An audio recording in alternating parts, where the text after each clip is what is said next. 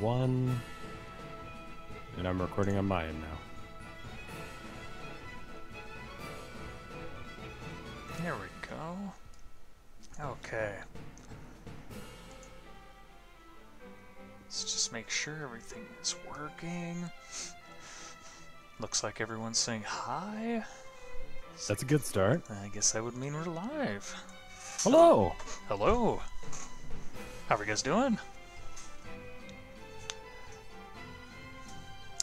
So, I'm doing good. How are you? well, you know, I'm alright. We just had this conversation, but let's pretend like we didn't. Who the hell are you? Get the hell off my stream! Crazy I'm man. some guy- I You don't know some how I guy got got on my Discord. How did I'm you sorry, do it? I'm no good with technology. I'm not either. How am I here? Oh, I don't know how to pronounce that dude's name, but he just subscribed for a full year. oh, it's Haku. Haku, thank you Yes. so much for the year of support, and so much thanks for everyone else that's been subscribing. I saw Rob had that's resubscribed as well. Just thank you so Hooray! much. Yeah, thank you. Yeah, it's hopefully we're gonna have ourselves a good time tonight. Yeah. Yeah. So of course, I got myself, Hootey, and then we've got our buddy Rev here in the call Hi. with us. Yes. And the layout That's that you me. see here, that is you. That is you. Hello. Hey, how's Hi. it going?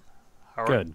Good. We've got a thing on the screen. Do you want to tell him about it? Sure. We'll tell them about the thing. So as you can see from the little icons, that's pretty much what we'll be doing tonight. Rev's got the little controller. He will be the player for our Choose Your Own Adventure. That's going to be happening. And we have microphones because you can hear us right now through your ear holes. Yes. It's important. And I also have a book, which is actually fake. That is not a real book. I am looking at a digital computer readout. So, Explain this to me. it's a big display that Uh-huh. shows me the things that my zeros and ones are crunching on as we speak. They're Okay. just going to town right now. It is. Is that complicated? That sounds complicated. It is highly charged. Let me tell you what. It is Okay. goodness. Okay. That sounds okay. Is a 3.0 GPA good? Are we in high school? We're in high school. We are in high school, yes. And high school is different than college, right? Like 3.0 is the good, right? Because I never did high school, and I don't know what. It's different than college, right? Wait, It's like back the truck up. What do you mean you never did high school? I didn't do high school. You I was didn't? homeschooled. I never knew that. Wow. How did you not know that? I was I- homeschooled. I did not know from that. Like from middle school on, pretty much. No shit. Huh. Yeah. Does that explain some things? You know, no, but it does give me some interesting ideas to work with. I had absolutely no idea what was that. What I was don't that know like? anything about high school aside from what I've seen in movies, and apparently, and I'll let you guys in on a secret. When I was young, I was a nerd, much like today, but worse. And so I don't think high school would have been good to me at all. Well, guys, holy shit. He has no idea what high school's like. No. This means I we have can no- actually fucking do something here. We can This give would be him great. the high school experience that he never fucking had. Yes. From what people have told me, I didn't miss anything good. Oh my god. You have no idea the power that you've just given me. I feel fucking amazing now. Good. So 3 is it's out of 4, right? 3, yes, the GPA Okay. is out of 4, so 3 is, that's like your That's like a averaging B Bs. average, right? Exactly. Okay. Mhm. That's fine. That's fine for now. And you know what? $25 in your pocket. If For you a high get, schooler, that sounds good. that's not bad. I mean, that'll feed a bully 2-3 times they beat you up. So it's good. So, So I was gonna ask a question, but we'll get into that in a minute. okay. Rev, it's not advisable that you play as a young Gerald during this. I don't think Gerald can really be young. I don't really know how to do a young Gerald voice. Gerald, his voice is by nature just old Yes. and grating. That is his voice. Okay, so I've played one of these. I was telling you about this. Okay. I bought it from the library because they were like getting rid of back inventory of stuff that no one ever read. and it was this guide on how to like buy 1980s like RPG stuff, like how to buy miniatures, how to buy D&D Advanced. I think it was like second edition was the cool new thing. Yeah. They were talking about how crazy it was going to be. Anyway, so at the end of the book, it did have something like this, and I could never beat it. But we have stats, sort of like in D&D, but it's also like a choose your own adventure, right? Very true. Yes. And why don't we get into that real quick? So Sure. you guys are seeing some of the statistics that we have up here on the screen. I'm actually just going to wander back to my my statistics here. Okay, and so I tried to pick an image that would associate itself well with what we're looking at. So let's take a look at the 5 icons we got there. We got our brains, which is for academics. They're all going to start at 50, by the way. Okay. We also have our athletics, which is by the strength, bulging bicep. The next one's going to be social, so talking. Okay. I have a most popular sticker because that is your popularity. And then we have a fucking wizard hat because we have magic. So okay. I figured that you would you'd be good with that one. I am good with this. I'm enjoying this so far. Okay. Good. So we also have, and I'm really proud of these, by the way. It took me a while to set these up. Very cool.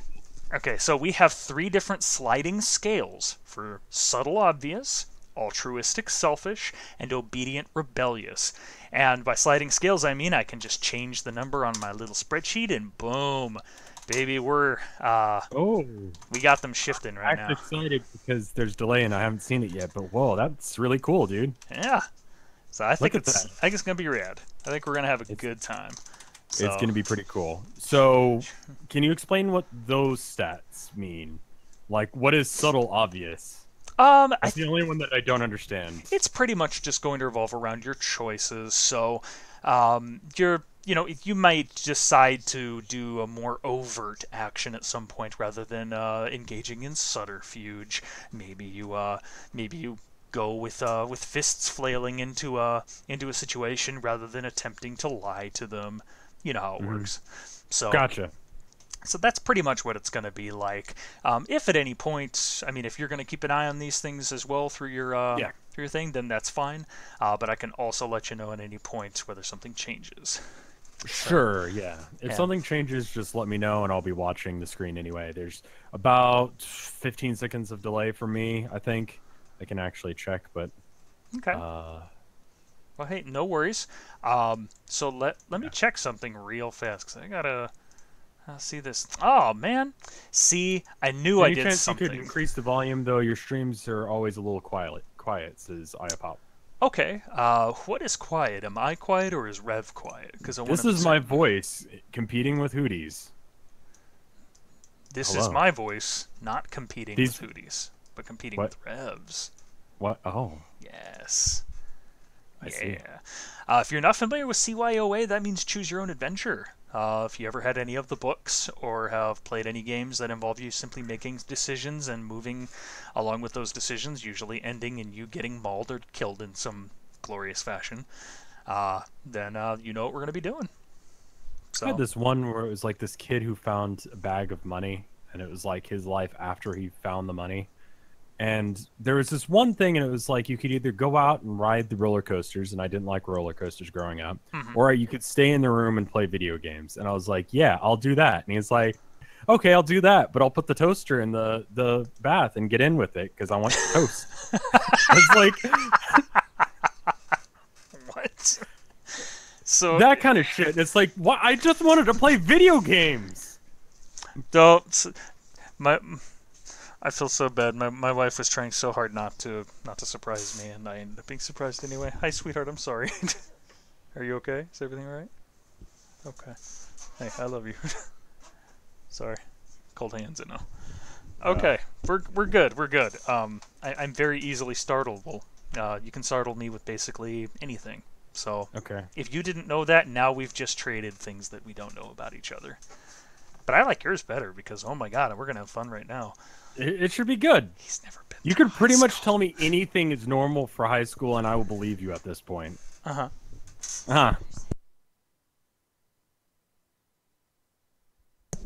Yeah, exactly. So we're going to have a lot of fun with that. And we'll put your name in here. If you're wondering what game we're playing, we'll be playing Sci-Hi. And you know what? We should just jump right into it. So Definitely. House is going to... Enough of the preamble. Enough of the preamble. I also need to edit your monies because you're poorer than I thought you were. You actually only have $20. What? Yeah. 20? That's how this game works. You get screwed really, really fast. We didn't even start yet. I didn't do shit, and I'm already getting screwed. Well, guess what? You should have handled your money better, so deal with it, nerd. It does sound like something that I would have had a problem with as a kid. Yeah.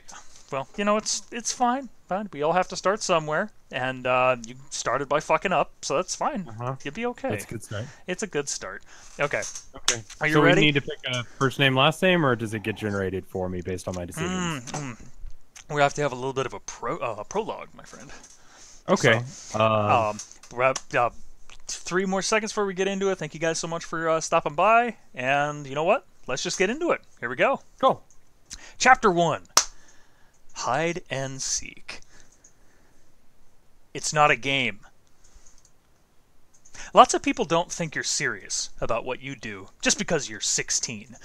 But being young doesn't mean you can't take things seriously or do anything important. Maybe you don't have an investigator's license or a police badge, but you still have a job to do. You help the people of Kingsport High solve their problems. You're a problem solver, Rev. What's more, you have a reputation to uphold. And in high school, there is nothing more important than your reputation. That's a true bit, by the way. You can write that one down. Okay, I should write notes. You should write notes. This is important. Reputation. Reputation is important. Yes. Okay, I'm writing that down. Okay. If someone suspects a boyfriend or girlfriend is cheating on them, or if they need a missing item found, you're the first person they go to. And that's what you're doing right now. Your friend, Haley Johnson's iPhone has gone missing. And she's asked you to help find out what happened. Okay. All right. All right, so let's get into character. You thread your way through the crowded corridors on the way to the cafeteria. Since you don't know how a cafeteria actually smells or is, picture how really... is it different than like a middle school one? Okay. It smells like styrofoam and something that could be food on an alien planet. I get what you're saying. I get what you're saying. I've been in middle school. I understand what a high school cafeteria smells like. Well, let's get the bad food. Let's get the crowded atmosphere. And let's get the teenage hormones mixed all up in that with some BO. Okay. That's what a high school cafeteria smells like. And if chat disagrees with me, you feel free to let me know. Okay. Okay. So can I check my inventory? Sure, you can check your inventory. Okay. Do I have a sweet iPhone? You do not have a sweet iPhone. Okay. Your mom got you a flip phone. So you have a flip phone. Okay. Good. Okay. That's all normal. I'm going to tell you. You have a flip phone. So I have a flip phone. I'm going to write that down. Okay. That's an item. Write it down. You have a flip phone. So okay. Flip phone. Okay. And this is not her phone, right? No, this is not her phone. She has an iPhone. Okay. She's right. That's what I was asking because I thought maybe I'd already found it and this would have been easy. I know. I know. It's just not how high school works. Trust me. Get used to disappointment. All right. Disappointment is okay. I'm writing that down. Okay. All around you, the sounds of high school. That's actually what this says. The sounds of high school echo off the poster-covered cinder block walls. Are you going to Kingsport Cones? Text me. We're going to win the game on Saturday. Yeah. Can I ask you a few questions for the school paper? Can I? Wait, that last one was directed to you. Rev, you look down to see a weedy little 9th grade boy. He has to be at least 14 if he's in high school, but he only looks about 11. With a notebook and a painfully sincere expression. I'm doing a survey about the quality of food in the cafeteria. Can I ask you a few questions? Yeah, all right. Okay. So talking to this kid would delay your mission to find Haley's phone. You don't want to lose any time. On the other hand, though, if there's any Do I have any leads? You know, you're just going off of a cuff. You Okay. I don't know how long. Okay. Yeah. So it's not like I have to be in any place to meet up with anyone to, stop them from selling the phone or something. I don't know where the fuck it is, so I might as well talk to the dude that's job it is to go and find out information. Yeah. So yeah, let me talk to this kid. Okay. I was going to say, on the other hand, if there's any delay that Haley would understand, it's this one. She's the editor of the Kingsport Gazette. So talking to him would help her out as well. Okay, so there are a couple choices here. There are 4 of them. I'm going to give you all of them, and you just let me know which one you like. Okay? Okay. So, how do you respond?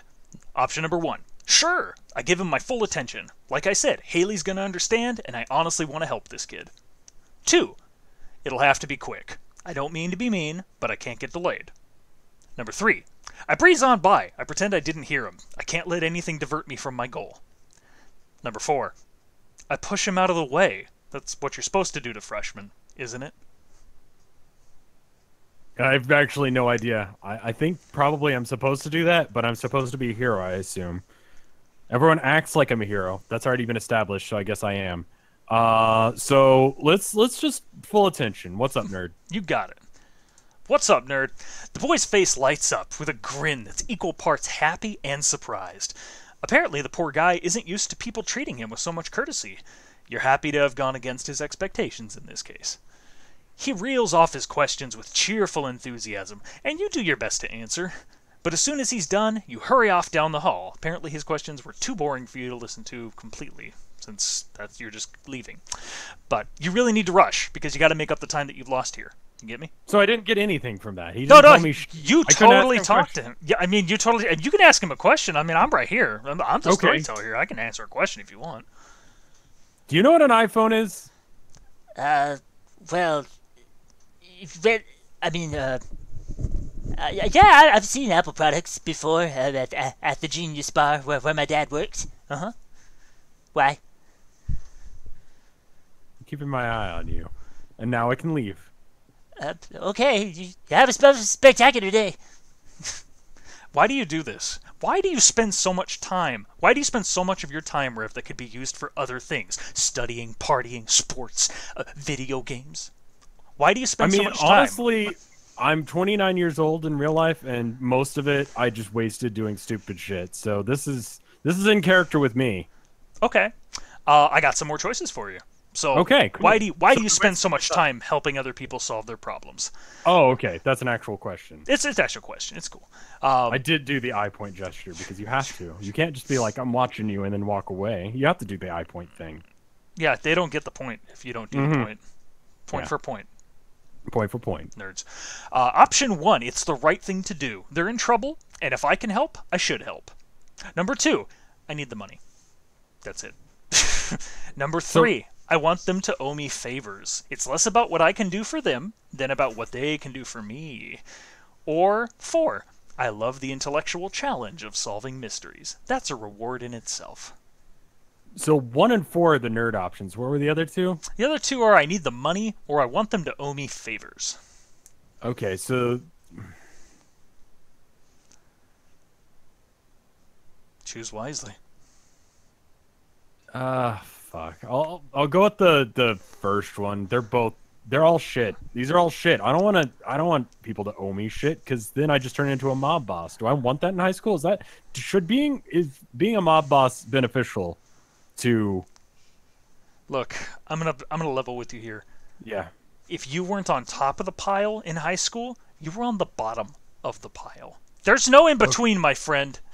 There's just the foreman and the grinder. And if you're on the conveyor belt, no one gives a fuck about you. That was a little more than I wanted to get into. Thank you for the subscription, BK. Are we getting into some repressed shit here? No, absolutely. I'm fine. High school was a great time for me. You wanted to do option 1, right? Sure.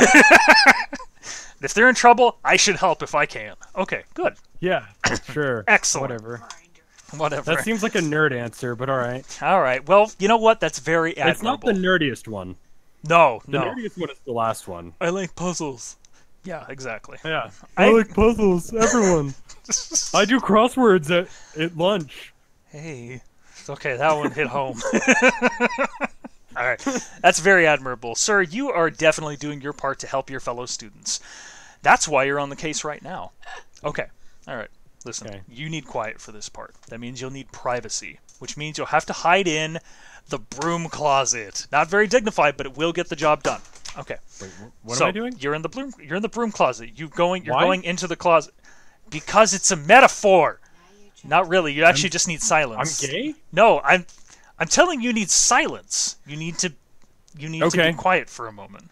Okay? Okay. You close your eyes and focus on the image of Haley's iPhone, the shiny blue case, the initials HLJ engraved on the back. Your breathing slows, your mind clears, and you see. Just as clearly as if it were right in front of you, you get an image in your mind of Haley's iPhone. It's in the outer pocket of a backpack, heading away from you down the hall. Whose backpack, though? You concentrate with all your might, trying to hold that wavering picture in your mind as you look beyond the iPhone, trying to see more. The color of the backpack, the person carrying it. But the image fades, fizzles out, vanishes from your mind, as if you were waking up from a dream. It's gone, buddy. You're going to have to get closer if you want a better psychic image. All right? Okay. So, can I get a list of things that I can do? Because if I had known that I just straight up had psychic powers, I would have just ignored that nerd. Sure. Okay. All right, get ready. You're going to write this down, okay? Yeah, okay. Okay. Cool. You ready? All right, I've already got flip phone and disappointment in my inventory. What else do I have? Number 1. Okay. Psychic visions. Number 2. Inconvenient erections. Inconvenient. That's just a high school thing. Although you may you know what? Maybe we can I use that as a superpower? You know what? This game might give you the option. Who fucking knows? Okay. I don't know. I've not read through this. Erections. Yeah. Okay. So far I've got a flip phone, disappointments, psychic visions, and an inconvenient erection. Now, promise me you'll leave this out for Tilda to just find somewhere. I've got a sticky note here. It says, yes, sticky notes. I know she reads those. I know she does. Okay, leave it somewhere. Leave it somewhere good. I'll leave it on her desk. On her desk, the coffee maker, somewhere. Just, I don't care, but yeah, just keep it as is. Okay. We're getting off topic. That's the other thing, sir, about Kingsport High. Some of the students are different. Your small town of Kingsport, Massachusetts. We have a state. We have a state. You can now determine whether or not you live in a shitty place or not. So, your small town of Kingsport. I don't know anything about Massachusetts. Great. You're totally just flying by the seat of our pants. I have no idea where the fuck I am. I'm in high school somewhere, and I don't understand high school. Okay. Your small town of Kingsport, Massachusetts, on the northern coast of Cape Cod, has always had a reputation for being a little spooky. Summer tourists like to take the haunted walk through the old colonial graveyard and to look for ghost lights in the harbor. And year-rounders say some witches from the Salem trials hid out in Kingsport. You know, you used to laugh at them. Until a couple of months ago. Because, buddy, you see, last summer, a few of your friends came back from the beach talking about weird things.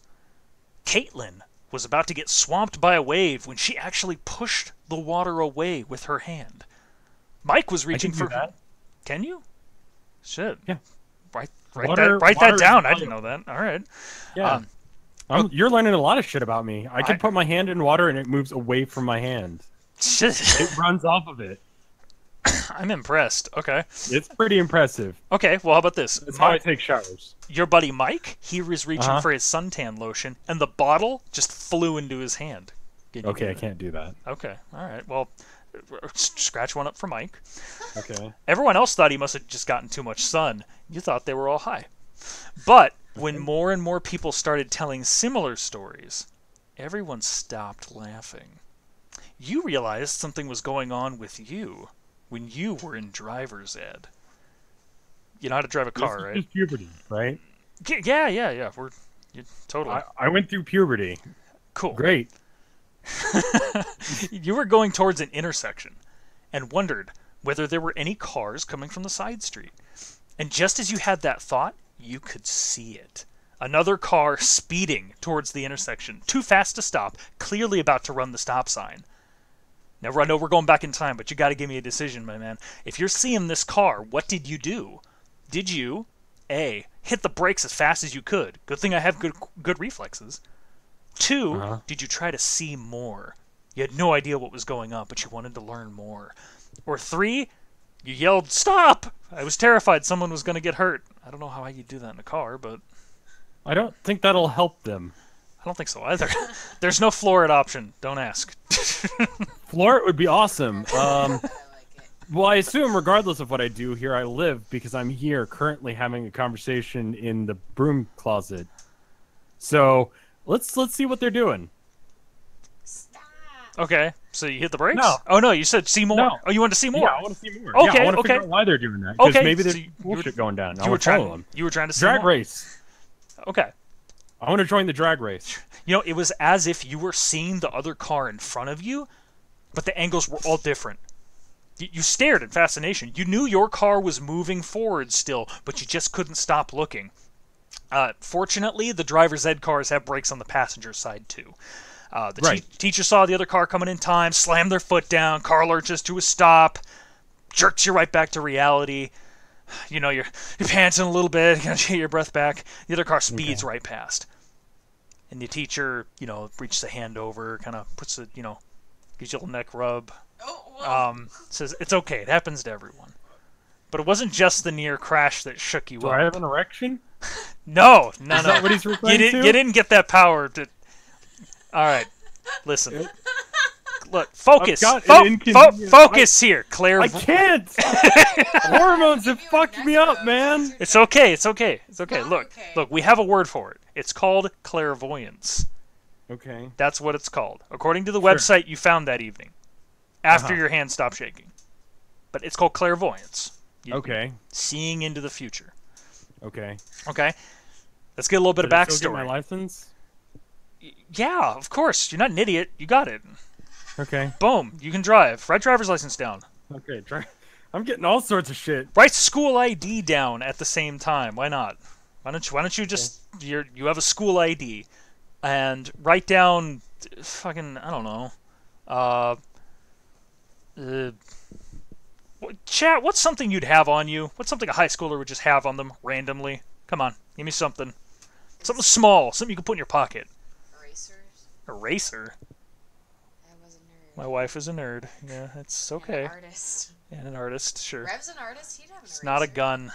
A Gum. You have 2 sticks of Half of it says a gun. You got guys. Do you Yeah. need to talk? Yeah, that's not what we're looking for. Bag of milk. Okay.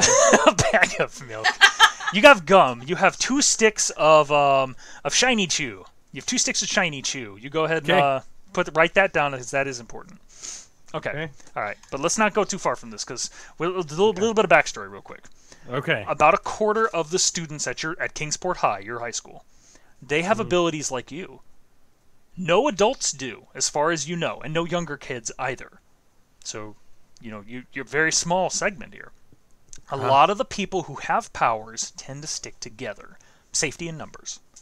And it's hard to spend a lot of time with people when you can't talk to them about something as huge as this. You're lucky your best friend has abilities too, or you don't know what you would have done these last few months. You haven't even told your parents, dude.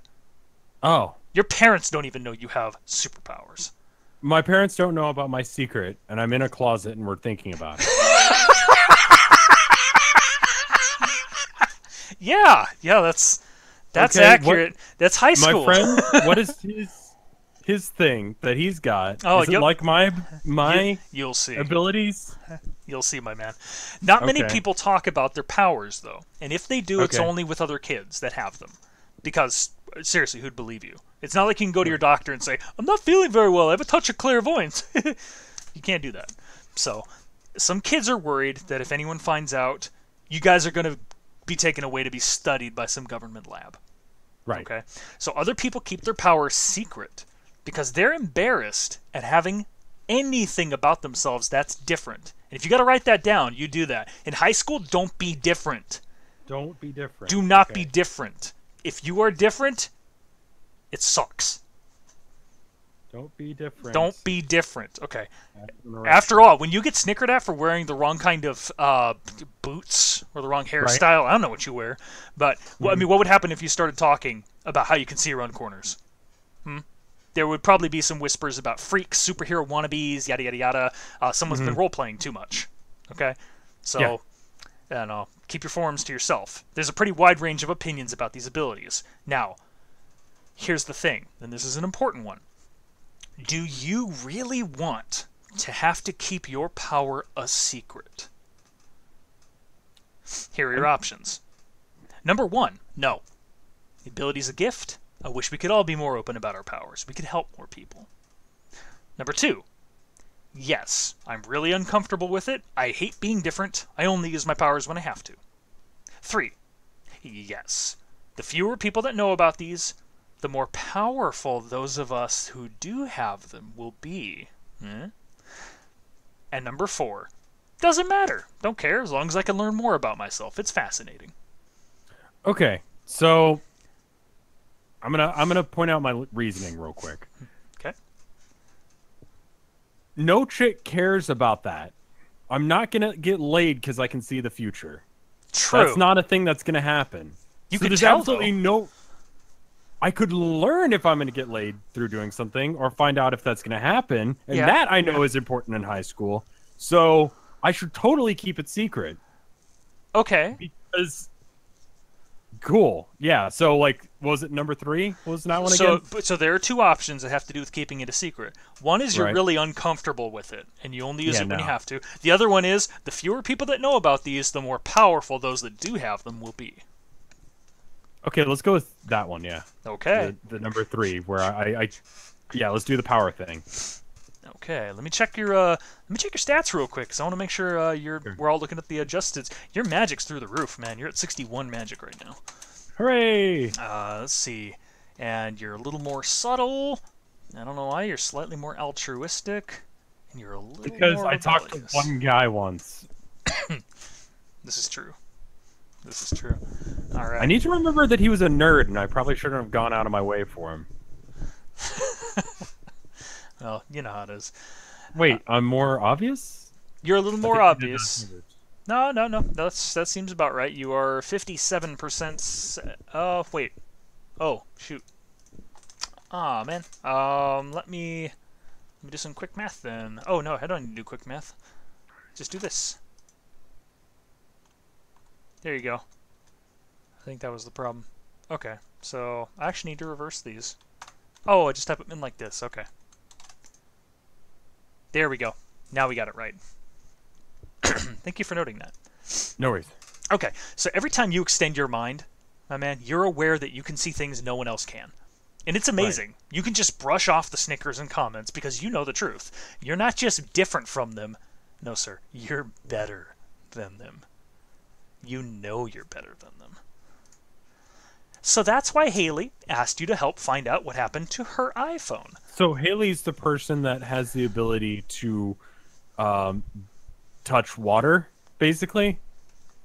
Like, her ability is essentially that water runs off of her like any normal human being. I think you were able to kind of like push the water. Also, was that Haley? I thought that was Caitlin. I don't remember. I think it was Caitlin.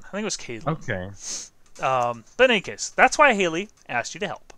And not Okay. only do you have a reputation for being able to solve problems, but you're also getting a reputation for having the right kind of ability to do it. See, no one at Kingsport wants their abilities to be too public, but there's always gossip. People who want to find you always can.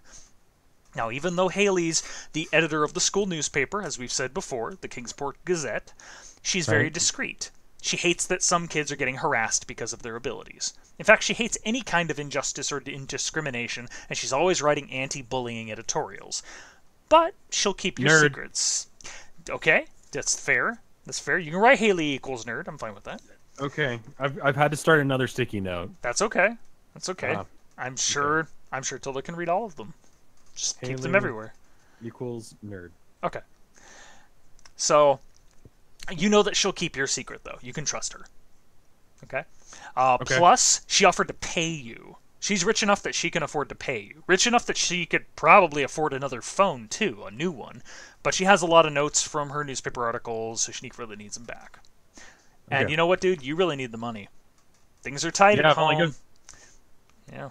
Oh. Because you I can't... was gonna buy a video. I was going to say, you could probably just figure out the lottery numbers, given that you have clairvoyance, but... Yeah, why haven't I done that? Fuck this. But hey, you don't want to draw attention to yourself, do you? I only have to win once. And I could do like low stakes stuff, like the daily 3.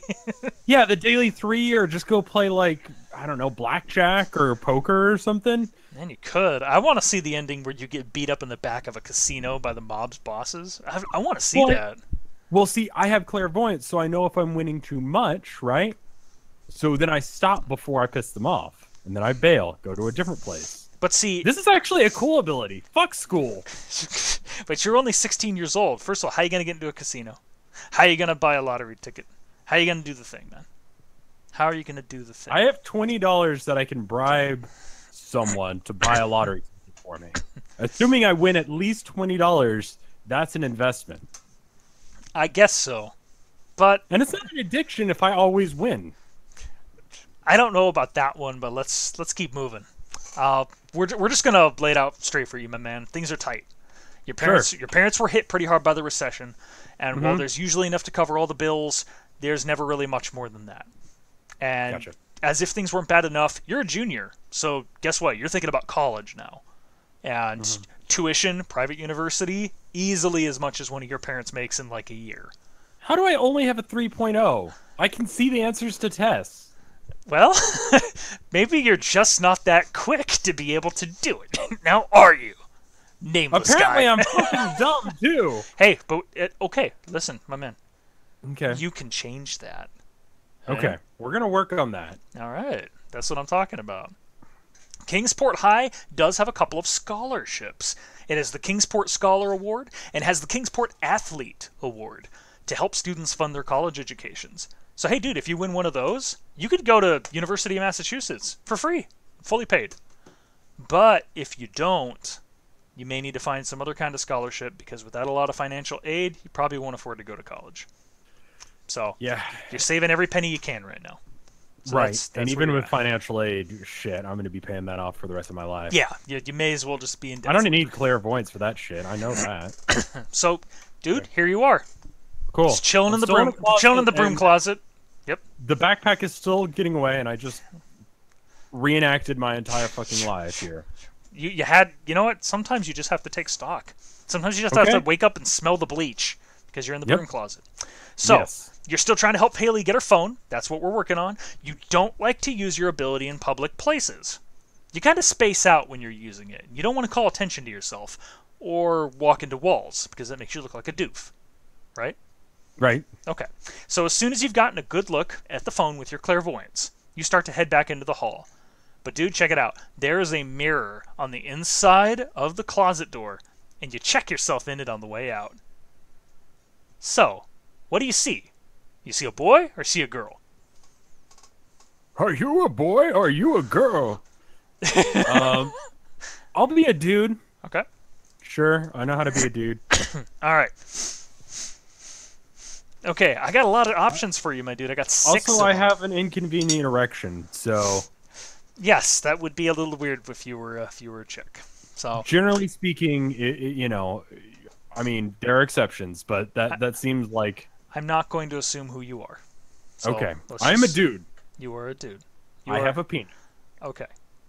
Excellent. Excellent.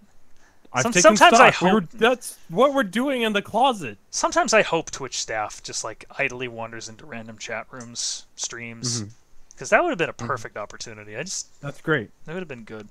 Okay, enough. All right, I got 6 options for you, so you may need to just keep little key details about them, so you'll know which one you like. Okay. Okay. So you're a dude. Okay. Dude. Now I'm going to describe you a little bit. Okay. This is your physical description, so we're going to work off that. All right. Option 1. You're really preppy and you're put together. Crisp button-down shirt, neatly pressed khakis, loafers. How you afforded that shit, I have no idea, but that's what you would look like. Okay? Okay. Option 2. You would never be caught without your varsity jacket. Do you know what a varsity jacket is? Yes. Okay, just making sure. Yes. Okay, I gotcha. It's what jocks wear to show that they're top of the pack. Yes. Top of the pack. All right, option 3, the height of trendiness. Oh God, Abercrombie pants, striped shirt, bomber jacket. You had to have stolen that bomber jacket. There's no way you could have paid for it. Okay. Thank you, Toxic.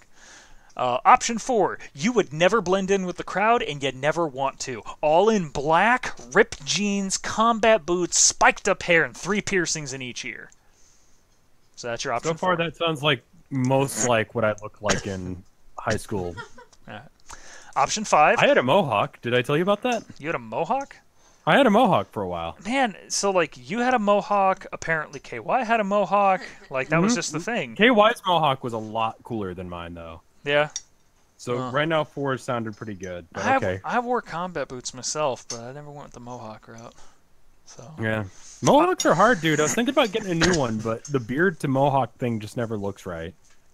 yeah. Yeah, KY had a mohawk. He did a really tall, like cool It was looking like mohawk. at least a foot. Yeah, right? it was fucking cool. It was pretty cool. So, Anyway. okay, option 5, little bohemian, a lot of comfortable. Cargo pants, tie-dyed t-shirt, and sandals. The hippie Jesus look. Okay. And finally, option 6, you don't mind blending in, you don't really care what you wear, t-shirt and jeans. So, those are your options. Which one would you like to pick? Oh, fuck. Okay. So, Artists, keep this in mind. yeah. God, all of these are like, I will be seen, except for the last one. 6 is the only realistic option, but it's boring. So do I go for the punk rocker, or do I go for the bomber jacket? Those are the ones that I'm looking at. Yeah, man. I mean, you can ask Chad. I don't know if they'll give you a good option. That's what I'm asking. Can you give me 3 and 4 again, so that way they can... Sure. So 3 is the height of trendiness. We're talking pants from Abercrombie, striped shirt, bomber jacket. Number 4 is the goth rocker look. All black, ripped jeans, combat boots, spiked up hair, piercings. That works. So, you know, it's punk versus trendy. Versus stoner. Chat says that I should be a punk. I feel this at a spiritual level. Spiritual level? Okay. Yes. Okay, so I'm going to go with the punk look. All right. All right, man. Sounds good. All Also, if I black. do something weird, no one will pay attention to me. True. And what's your first name? I'm going to assume you don't want the names that they give us here. I'm assuming you're going to want to use the name that you want. Yeah, they have things like Darius, Evan, Josh, Pedro, and Xander. I'm fairly certain you want something different. Yeah, I mean... All right. Well, I Josh get... is okay, but for the last name, I'm thinking Murderfuck. I think Josh Murderfuck. Let's start with the first name and go from there. Okay, Josh is fine. Do you actually want to? Because you can choose any first name. That's what I'm telling you. Okay, You make up anything you want. I don't know what to name a child. Chat wants to name me Pedro. I think you should choose whatever you want. I think I'm gonna go with Josh. Josh? Yes. Do you want to be a Josh? I could be a Josh, or I could be a Bjorn. A Bjorn? I mean, who could? Bjorn? Do you want to be a Bjorn? Bjorn is fine. Yeah, Bjorn. Okay, your name is Bjorn. Let me see if I can get the... No, you know what? No one can see this, so it doesn't matter if there's an umlaut there. Okay. Yes. Okay, Bjorn. first name, B-J-O-R-N, correct? Yeah. Bjorn? Okay. With the metal umlaut. Let me get the metal umlaut for you. Yeah. I will Okay. do that for you. Let me get that. Thank you. You're welcome. I am nothing if not particular. There we are. There's your umlaut. Let me make sure I can put it into the program here. I sure can. And you know what? Let's change it on the our thing. We have our first name. It is BJ. Oh, with an umlaut. RN. Beautiful. Bjorn. Okay. All right. And finally, what's your last name? I'm gonna assume you want something different than these shitty last names. So what do you want? Okay. I want to go with Murderfuck. Murder fuck. Yeah. Do you want me to spell that for you? Yeah. Just spell it for me. Okay. M V R D E R F V K. Throw metal umlauts wherever you can. Yeah. Because that's Colt as fuck. Sure. Let me see what I can do for you there. Thank you.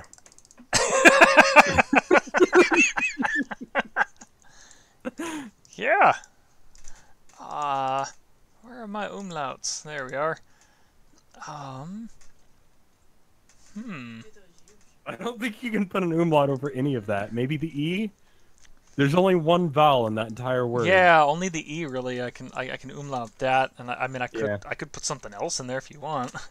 No, that's fine. I don't know what to replace the E with. Okay, so let me just position this. Okay, so Bjorn Murderfuck. Yes. Bjorn Murderfuck. Pronounce it if it's a metal umlaut. Like Motorhead, you don't pronounce as Muterhead. Although you should. You should probably. Yeah. If you're high enough, you should. Yeah. Did you know that Lemmy Kilmister, like, that wasn't his real name? It wasn't? No, it's Ian Kilmister. I think he went with the right choice. Yeah. I think he went with the right choice there. Yeah. Oh, and by the way, should we Yeah. get some amazing concept art of a Bjorn Murderfuck? I will easily replace the images of our icons up there with the appropriate thing that you should be seeing. Okay, let me get the. I typed it into my my thing. Let me describe it real quick so I can put it into the game, because I'm certain they will use it at random times. This is so weird. Okay, Bjorn. You know roughly where the iPhone is and which direction it's going. But you need to figure out who's carrying it. So, I'll give you 3 plans. You tell me which one you like best. First plan. My clairvoyance is my most powerful tool. So you're going to find a quiet place to hide so you can try and focus again. Option 2. I'm good at reading people's expressions and body language. I'll watch carefully to see who's acting guilty. Or 3. Everyone's going to be acting weird in high school. Everyone's Yeah. self-conscious and nervous. That's a useless plan. Okay, what's 3? Hiding erections, exactly. Number 3, Yeah. I've got lots of friends. I'll ask around to find out if anyone was seen talking to Haley. Easy. But they could have jacked it when they weren't talking to him. Possible. Or Yeah. her. Because Haley is a girl's name. Yes, it is. Oh, wait. Oh, double. Is that double entendre or? I don't know. How is that a double entendre? Because that means stolen or otherwise. Was that a good joke that I didn't even understand? Well, I would appreciate it is if you uploaded this, that you go back and make the little ding noise for when you actually got it. Okay.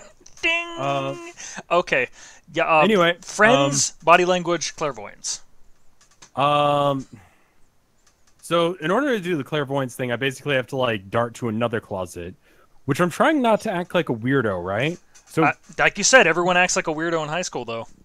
Right. Not going to be standing out everyone's that much. probably really Hi. paying attention to themselves. So I think I should come out of the closet and Okay. go to another one. I'm so proud of you. All right. So you're going to go to a different closet. Yes. So clairvoyance, then. Clairvoyance, because all the other plans suck. You got it. All right. You know what? It already worked once. Why not try it again? Why mess Right. with the good thing? All right. So, Yes. Okay. So you get out of the closet. You spot a darkened classroom a few yards down the hall, and you duck into it. So without the echoing noise of voices, plates, and scraping chairs, your mind begins to clear and focus. In fact, it feels like it gets easier every time you do it. The image of the iPhone snaps into your mind much more quickly and clearly than before. This time, you manage to widen your view so you can see the backpack around it. Oh, you'll love this. Dark blue with a Grateful Dead bear patch sewn on the pocket. It's a deadhead. Okay. Deadhead. Deadhead. Yes. Yes. The So- most metal, not metal band. I know. You're conflicted, I can tell. That's high school I for you. understand. So I just was looking at things. Am I slightly rebellious, or is... Let's take a peek. I noticed the meter looks like it's a little bit to the right, and the altruistic thing seems to be dead center. Let's adjust real fast.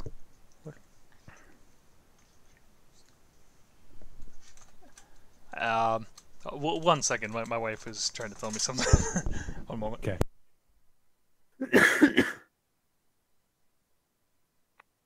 What year is it? Well, we have iPhones and the recession is happening. So, Yeah, she just pointed out that, yeah, Deadheads, what year is it? Because that is odd. That is that odd. was 2008 the recession happened. Yeah. So it's sometime around 2008, right? Yeah. Odd. Yeah, I don't Yeah. honestly know. You're shifting more toward the rebellious So I'm side. looking for the adults in the Well, school. Well, hold on. Who's got a backpack like that? You don't know, but you're pretty sure you know who would know. Okay? Okay. All right. You may want to write these first names down. I have no idea. Okay. So Lisa Hargrove, and Dave Sanders, they're dating each other. And they're easily the best connected people in the junior class. They know everyone. They talk to everyone. And they're the What's biggest... the dude's name? Dave. Dave. Dave. So Lisa and Dave. They're the biggest What's his gossips in last school. name? Sanders, like the colonel. Sanders. Okay. Okay. So you learned that lesson last summer when you decided to have a, small 4th of July cookout. You invited Lisa and Dave, and you found 25 extra people in your backyard. These people don't spread secrets in a mean way, my dude. They just talk. They like talking. They don't really get when not to talk. So you've learned not to trust them with your secrets. But when you're trying to solve problems, they're pretty good sources of information. Even better, their lockers are right near yours. And you know they always come back there before lunch. So all you have to do is wait. Okay. So you sit down there, you spin the combination on your locker, and you open the door, which, by the way, I cannot confirm. I never had lockers at my school. I don't know. I really don't understand. The But, lockers at my school I just broke into. You just, Like, it was so easy. Yeah, you didn't even have to know the combination. You just slammed the bottom of the thing and pulled up, and that would open it. did you just admit to stealing things from people's lockers? No, I broke into my own locker because it took too long to do the combination. I had to get to class. So people would watch as you broke into your own locker. Yes. Okay. That's the thing. Everyone knew IGP. this trick. Everyone knew this trick. It was, Yes. so That was in middle school that I broke into my own locker. Okay. And they knew it was your locker. They didn't just, watch you and be like, that fucking kid, what's he doing again? I Stealing? was a nerd. No one's going to expect me to be robbing anyone. This is true. They would have taken a little longer. Okay. Yeah. All right, good enough. So, you spin the combo on your locker, you open the door, you're pretending to look for something since you're waiting. Okay. So there's some old poem that you read once that says the eyes are the windows to the soul. But in Kingsport, it's the locker door that takes that role. Everyone fills the inside of their lockers with photos, mementos, pictures cut from magazines, all kinds of personal stuff. So what you have in there sort of tells a story a little bit about who you are. So I'm going to give you a couple items. I want you to give me the one that says the most about who you are and how you spend your time. Sound good? Okay. Okay. Sure. So here we go. Option 1 is the program from last year's school play. You had the lead role. Okay. Option 2, the blue ribbon from last year's state championship soccer game. Number 3, the notification letter for the National Merit Scholarship Competition. Nerd. Option 4, an invitation to your friend Casey's Sweet 16. It's going to be the party of the year. Or 5, a reminder for next week's AV Club meeting. We're going to be testing out a new video camera. Does that sound good, guys? Okay. So basically we're asking what stat do I want to boost. I can be a fucking nerd, or I can have strength, or I could be someone who knows how to... These all suck? I would not do any of these extracurricular activities. So... what was option 5? Chat wants me to do option 5. That would be the nerd AV Club. AV Club reminder, new video. And that's not game. even good nerd, where I at least am smart. I don't know what to tell you, man. You're going to have to give me something here. Something to work with. Come on. Welcome home. How are you? Tilda just got home. That's cute. Okay. Fuck. Would I rather be strong or smart? Or social? Social is important in high school, isn't it? It's good to be connected. This way you don't get beat up. They don't knock you down, fart on your face. That didn't happen to me. That seems really specific. That's honestly not that specific. Fuck you. Come pick an option. Okay. Yeah, I kind of like the idea of Bjorn Murderfuck showing up at someone's Sweet 16, so let's go with that. All right, sweet. I love that idea. Okay, so Bjorn Murderfuck has an invitation written in beautiful cursive, mind you. Beautiful cursive. Those Great. V's look immaculate. Mm-hmm. All right. Okay, buddy, look, you've got loads of friends. Your finger is on the pulse of every trend that comes through Kingsport. You've been on the pep squad since 9th grade. Because that's where all the popular kids hang out. Good job. Now you realize you fucked yourself, right? Now you're on the pep squad. You can't take it. Pep Squad. Bjorn Murderfuck. Bjorn Murderfuck. Cheerleader. Bjorn Murderfuck's on the top of the pyramid. All right. Okay. Sure. Yeah, fine. But hey, dude, you know your position at the top of the social ladder is fragile. One false step, one outdated hairstyle, one misplaced umlaut, and you'll be an outcast, my friend. Never Right. invited to the good parties again.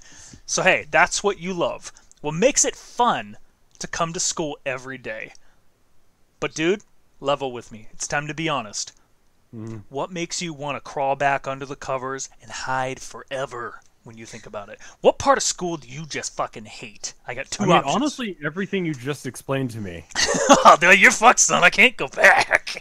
Okay, fine. I can't. Seriously, I can't go back. Okay, that's fine. What are my two options? Two options.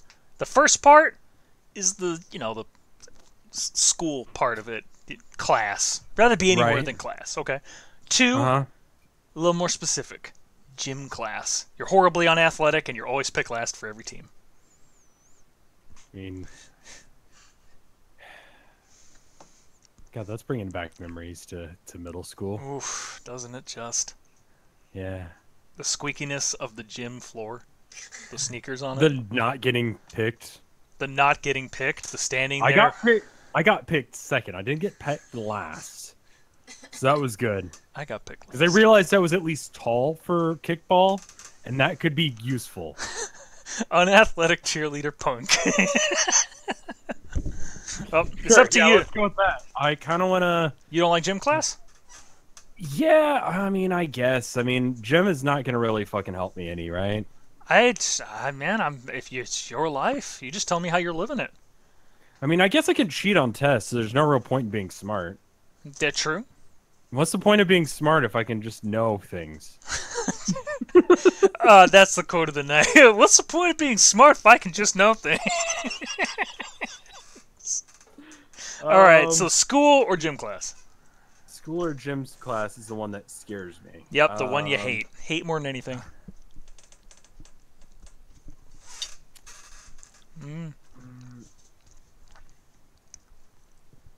God, what the fuck am I doing with my character? I don't know, Bjorn Murderfuck. You know what? I'm gonna be strong. I don't care if I'm smart. Okay. I can cheat. I don't need to be smart. Did I just hear you say fuck school? Fuck school. Fuck school. Okay. Yeah. I'd rather be anywhere than in class. Yeah. Yeah. Okay. But what exactly is it about classes that you hate? 3 options. Wow. Okay, we're getting really specific. then. Yeah. 1, they're really, really hard. Thick books, complicated math problems confuse me. Okay. 2, they're just boring. I would much rather be hanging out with my friends. Or, oh, and this is so good.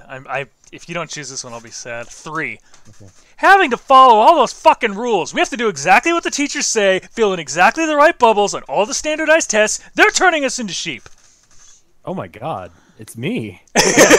Yes, I figured that would be yours. That is such a murder fuck. Isn't that good? That's a murder fuck right Yeah. there if I've ever heard That's it. a murder fuck if I've ever heard it. That'd be a murder fuck. Murder fuck them rules. Fuck the rules. We should state that if you're under the age of 13, you should not be watching Twitch right now. Please go turn it off and ask your parents for forgiveness. What? No. Fuck the rules. Do what you want. Okay, fuck the rules. Fuck the rules. You're Be like murder fuck. Don't show up to class. all right. Get into gambling early. You'll never be one of the herd, will you? Of course not. All right. You rummage casually through your locker. You're waiting for Lisa and Dave, like we said, so you can ask them some questions. After a minute or two, you catch a flicker of movement out of the corner of your eye because you're not actually trying to look for them because that would be uncool. You kind of have to just like spot them, be like, oh hey, what's up? But it's them. It's definitely them. You look up, and dude, you just can't help admiring the view. Dave and Lisa, sure to be voted cutest couple in the yearbook. And it's not just because they're adorably attached to each other at the fucking hip. They're easily the most attractive people in the high school. But I gotta know, dude. Are you checking out Lisa? Or are you checking out Dave? Oh, are you That's asking it. if Yes, I'm it's gay? it's cool. It's literally asking. Look, if you're, I don't care. Whichever one you're attracted to, it's fine. Kingsport is a pretty Okay. friendly, safe place for LGBT people. It's close to Provincetown, generally open-minded region. Your best friend has 2 moms. There's a town pride every week. Nobody would blink at 2 boys or 2 girls going to prom. So I give you 4 options. Wow, that's really progressive for 2008. I know, very progressive for 2008. I give you 4 options, and you're probably saying like 4. You just 4. 1. Lisa. Can I be ace? 2. Dave. 3. Both. 4. Neither. They're together. It wouldn't be right to check either of them out. So no, that's not technically an asexual on the 4th one. That would just be like, Okay. oh, gross. No, they're together. I can't think like that. Okay. But that still doesn't solve whether or not I'm gay or not. It does not. Hanging out in See, if closets makes me wonder about you. So you know what? Just, Yeah. Can I get a beard? Oh. Like, is that a thing that I can do in high school? I think that. You know what? 3. Let's be bisexual. Fuck it. You want by both of them? Sure. Why not? High school is for experimentation, right? I would have gone with college on that one because. Okay. But I know how Okay. college is gonna go. I'm broke. I've got $20. I'm gonna press the both button then. You're checking both of them out, and dude, I will tell you, the view is very nice. My wife's laughing because that's exactly what the words say. The view is very nice. Okay. Cool. So Lisa It'd be spot. also kind of No. important to actually know if they're hot. Oh, they're hot, dude. Yeah, they just went through that. They're like they're hot. Trust me. They're actually hot. Oh yeah, they're smoking. This is the hot couple. Okay. Okay. All right. So your standards are fine. I'm just saying that. Thank you for the Okay. host, Fred. Thanks for coming in. All right. So Lisa spotted you, although fortunately it doesn't look like she's noticed exactly where you were looking. She goes, "Oh, hey Bjorn," Lisa says with her usual friendly smile. "How are you?" And then Dave, to her left, says, "Oh, hey." Dave echoes almost in unison with her. They come to a stop, hand in hand. They give you matching smiles. Okay, you've got their attention, my man. Now it's time to ask your questions. So, we're going to take some tones here, okay? Okay. All right, so... Oh, so it's like Mass Effect, where Yeah. you're like, nice, polite answer, and then it's like, I'm gonna fucking kill you! Yes. Although imagine Okay. more like a rainbow of choices, because I've got 5 of Okay. them. Okay. Oh. Yeah, exactly. Not just renegade option. There you go. We have in-betweens. Okay. So, let me just make sure I have your stats right real quick. Your academics dropped. Your popularity went up.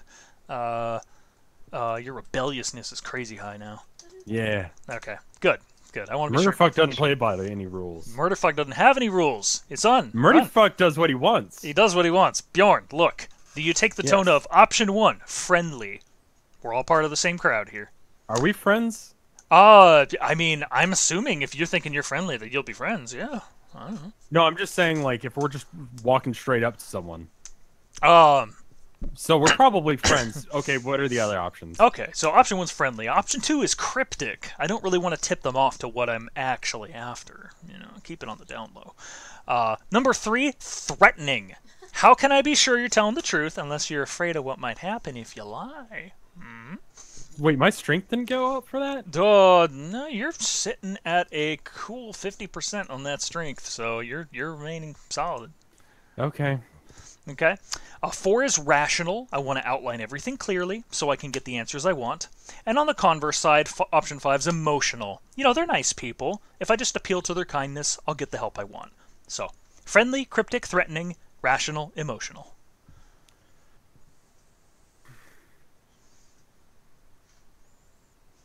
It'd be weird if I was like, have you ever seen a Grateful Dead backpack? It's out of nowhere. Like, that's pretty obvious. Cry in their arms. Let's be cryptic. I'm good with that. Okay. Because how do I know that it's in a Grateful Dead backpack? I gotta keep this shit on the lowdown. Okay. So, you glance from side to side, and you're like, okay, always a wise choice. You say, hey, you reply, I heard there was a sale at Bingham's this week. What? So Bingham's is one of the place in Kingsport, you know, along with the movie theater, ice cream shop, and the beach, where you'd find a crowd of teenagers. It's a shop for what passes as the downtown district. You know, the 3-block radius of shops. They sell knickknacks, New Age crystals, fudge, other shit that summer tourists love. Right. Unlike some of the other shops, Bingham's is open year-round. 100 years ago, it was a general store, and even today it carries food, toys, and housewares. I know you're wondering why the hell I'm talking about this, but I assure you it has a point. It's the other merchandise, the other stuff, that makes it a teen hangout. So t-shirts and bumper stickers with witty sayings, posters, your old rock concert posters.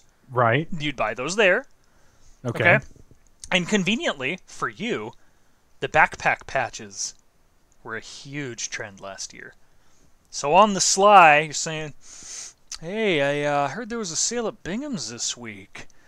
They're getting rid of everything from last year, like those backpack patches, you know, the Grateful Dead bears. And I can't imagine anyone would still want one of those. And as you say that, Lisa's face kind of falls, and she says, I always thought they were kind of cute, she confesses, her mouth puckering unhappily. And Dave kind of looks at her and goes, it's okay. He says soothingly, he says, they are cute, even if they're 5 minutes ago. He admits, drawing a glare from Lisa. Uh-oh, they're getting upset now. You've upset them. Now what? I've upset them? You've upset them! Like, they started How easy arguing. it is to upset them? You were... Oh, they're angry at each other. They're angry at each other, yes. Oh, Yeah. cool. They're not upset at me. Okay. I'm getting some action tonight. Yeah. Whoa, that's... What? Okay, one thing at a time, buddy. Okay, But if so, they break up, then it wouldn't be weird for me to hit on them. Right? you do have a point. Yeah. Oh, okay, enough of that. All according to plan. 4 options, my friend. Option 1. Hey, dude, you got the upper hand here. If you make them insecure about their status, they'll do what you want then. Option 2. They might be getting upset, but they're still telling me what I want to know, so I need to keep going. Option 3. Oh, no, I didn't mean to hurt their feelings. I'll try a gentler tone, says Murderfuck. Option 4. Wait, why are they getting upset? I must have done something wrong. I'll try a different tactic. Okay, what was the one? What was it, number 2? Number Can you two, tell me that one? number 2 is they might be getting upset, but they're still telling me what I want to know, so let's just keep going and see what happens. God, I need them to not be in a fight right now, because if they're in a fight, they probably wouldn't tell me the information I need to know. But I don't want to make it worse. But they're agreed. Wait. Fuck. Okay, let's just go with number 2 and just, see how it plays out. Can I use clairvoyance to see how it plays out? Unfortunately, no, not here. You like to do it when you're alone. Okay. I like to go into the closet by myself on a regular occasion while at school. Yeah. Okay. Weirdest shit happens. Okay. Yeah, let's see how this plays out, because worst that happens, they break up, and yeah, I don't get, the money, but Okay. they're both pretty hot, I've heard. So. Okay, so so you want to make them insecure, or you just want to keep going and see if they'll tell you what you want to know? I'm just gonna see if they'll keep going. Yeah, Okay. I don't want to make them insecure. That seems dickish. Okay. And like about it. That's fine. That sounds fine. It's tough, but you have a job to do. So you continue disdainfully. You say, I thought everyone took them off or got new backpacks, but I guess some people didn't. Okay, now you know that's a risky statement for you to make. Some students at Kingsport can afford new backpacks every year. And they generally look down on the kids who can't. The thing is, you're not one of those students, and apparently neither is the person with the bear patch. So Lisa, still loyally defending those bears, says, not everyone. Will Nichols still has his. Will Nichols. And you're like, Will Nichols has a Grateful Dead bear on his backpack. Are you sure? Wow, Bjorn. Oh, whoops. Wow, Bjorn. Comes a sarcastic drawl from behind you, asking about those bears. You've actually managed to get your style all the way to last gear. Ah, shit. You know who it is without even turning around. You might want to write this one down, my friend. Okay. Mackenzie Lane. She's the self-appointed queen bee of the school.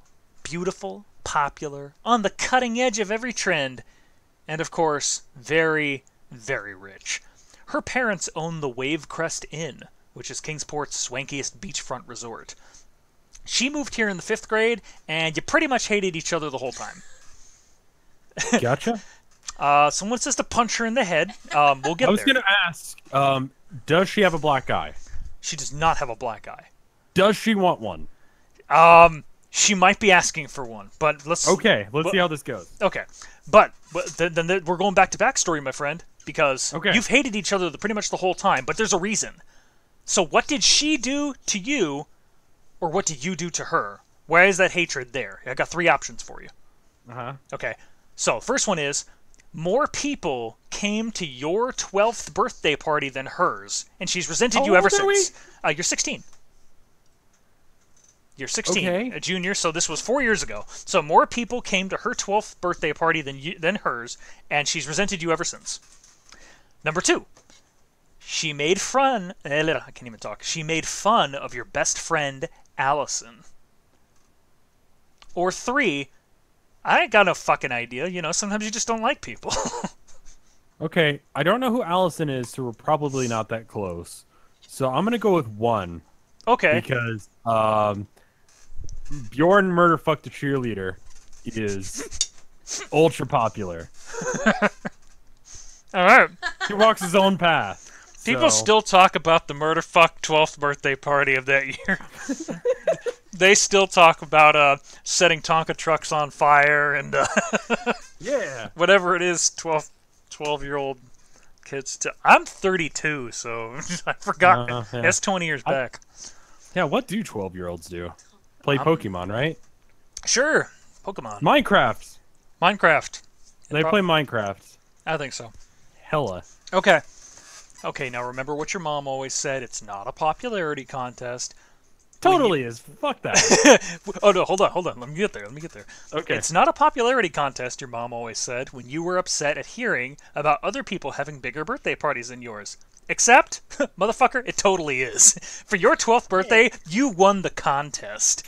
At least you can take comfort in knowing it's nothing personal. Mackenzie looks down on everyone. She always has. She scoffs at people who are less wealthy than she is, pretty much everybody.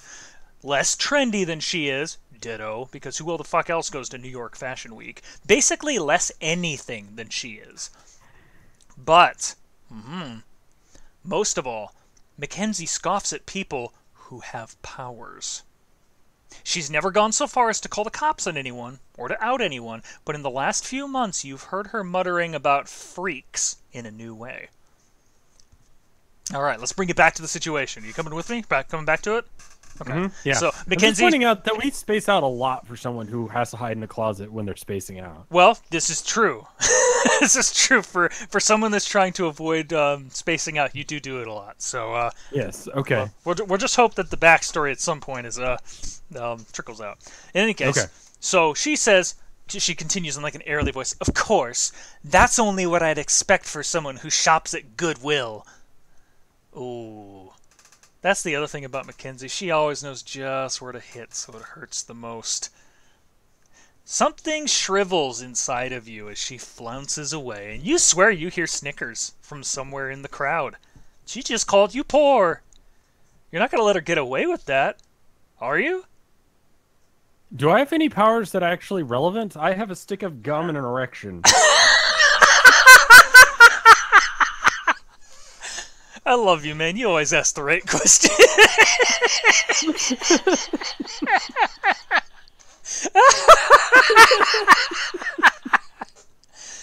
Oh, holy hell. I'm taking the opportunity to update your stats a little bit. Thank you. Okay, there we go. Your stats are updated. Okay, so she said that shit. She's walking away. You got 5 options. Okay? Okay. All right. So step 1.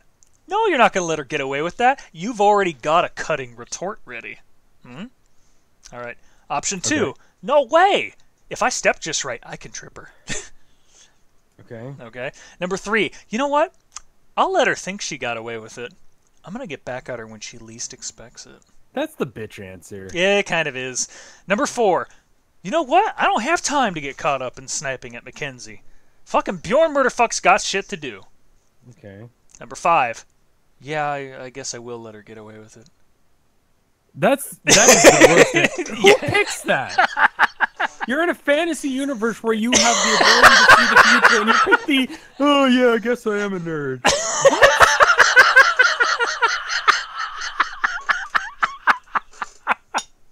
So, what were 1 and 4 again? Okay, so you've got the retort, you've got tripping her, you've got getting her back when she least expects it, you've got I don't have time for this shit, or you have, yeah, I guess I deserve that one, thanks. Yeah, okay, that one's off the table. It's either Okay. 1 or 4. 1 or 4, okay? So, Getting into a fight with her is probably not going to be helpful right now. And that probably... Okay, do I want money or popularity? man, you have to tell me that. I'm still searching. Can I have both? That's the dream, isn't it? You're in high school, though. You can't get what you want. In fact, sometimes you can't get anything you want. So, deal with it. Pick something.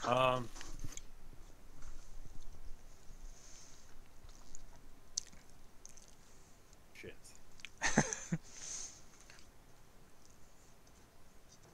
It's a tough one, I know. It is a tough one. You gotta feel out the situation, really figure out what the fuck you want to do. Tripping her sounds great, but it's just going to start some shit, and if she's looking for you know what? Ah, fuck. Do I want to be subtle or obvious?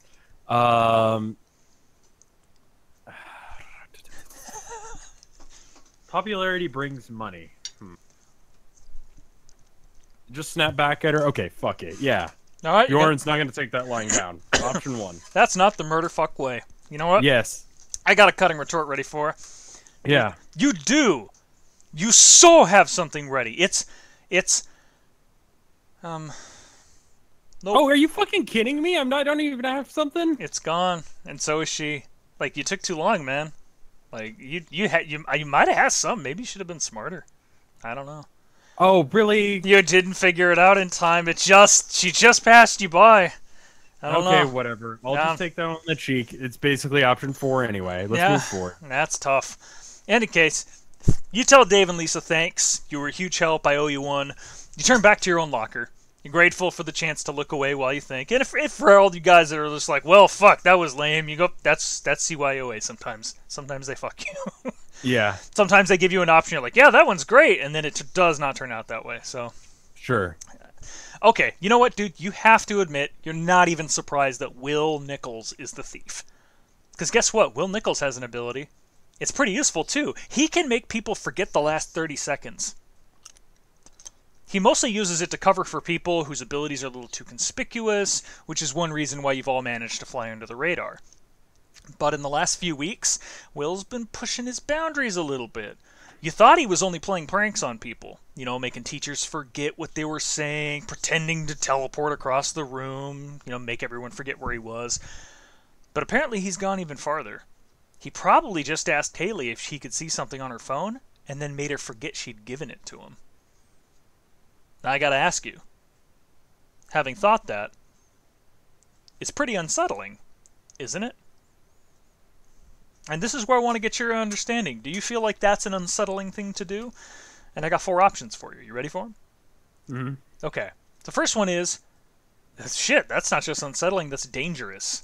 You know, that could put us all at risk if he commits crimes with that. Number 2 is, yeah, it is. You know, we should be trying to help people. We should not be committing crimes here. Number 3 is, yeah, a little. It's still wrong to steal, but you know what? I get how he feels. It sucks not being able to afford things. And the 4th one is, you know, not really. If he figured out how to use his powers for his advantage, good for him. I mean, shit, isn't that what I'm doing? Well, shit. So, You know what? Okay. We could we could knock over a liquor store. Okay. Okay. Okay. We could jack their lottery tickets. Yes. You don't have to buy lottery tickets to use them, right? Well, yeah, You do. You do. You have to buy them. Shit. Okay, that doesn't work then. So we ought to turn them in then. What are the options to turn them in again? Well, this is more just trying to understand, like, you recognizing what he's doing. How do you feel about it? Like, does it feel bad? Do you look at it and go like, no, that's bad, or do you look at it and go like, that's sneaky. I'd do it if I could. I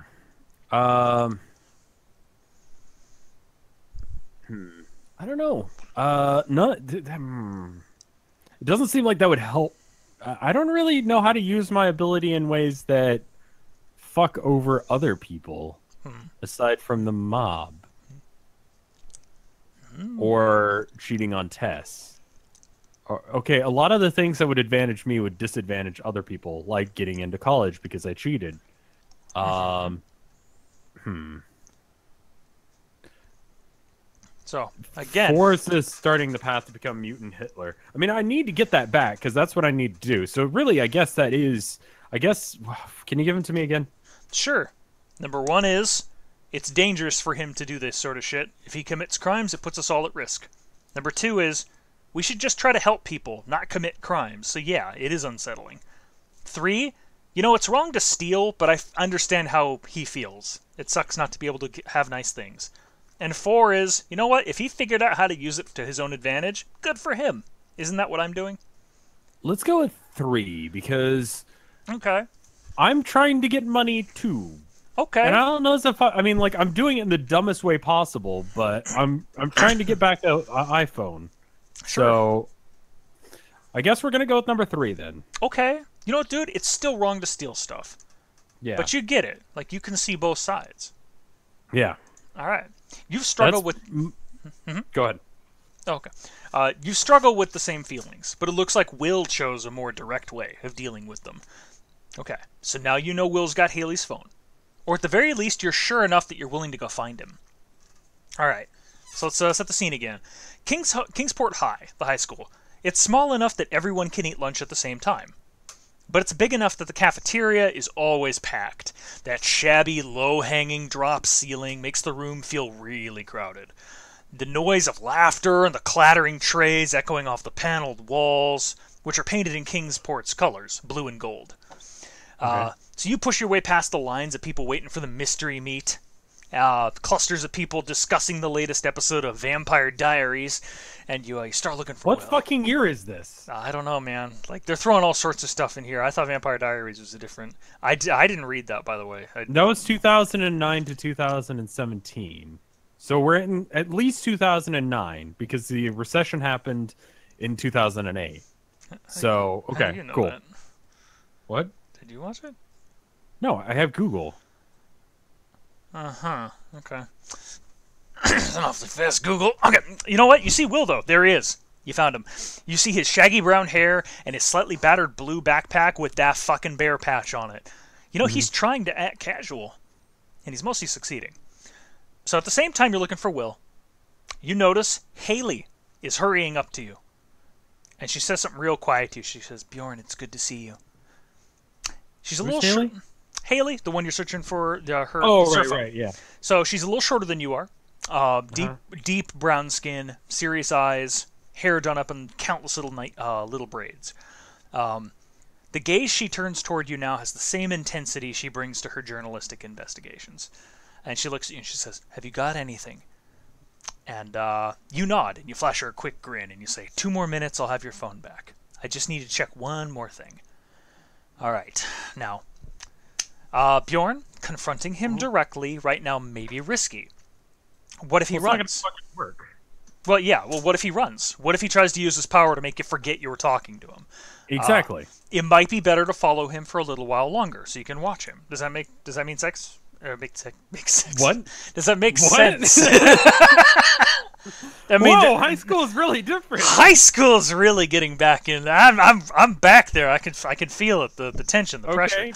Okay. So, just the person to help you with possibly tailing him, I suppose. It's your best friend, and her name is Allison with one L. Allison, Alison, Faulkner, like the writer. Of all the people in Kingsport, Allison is your most trusted confidant. You've known her since kindergarten. You've been best friends since kindergarten. And now it's asking me to ask you, how did that all begin? What happened in kindergarten to start off your friendship? So you're already spacing out again. Jesus Christ, you need to stay focused, but let's go back one more time. So, all right, options here. Option 1, she picked me first for kickball at recess. Okay? Option 2, she shared her crayons with me, and she didn't get mad when I broke one. Okay? Option 3, we told each other knock-knock jokes, and we made so much noise laughing that the teacher put us in timeout, but we didn't care because we were having too much fun, so we just kept doing it. Or 4, on the first day of school, you cried because you missed your mom, and she cheered you up. So, how'd you become friends with Allison? I'm just trying to imagine like a kindergartner named Murderfuck.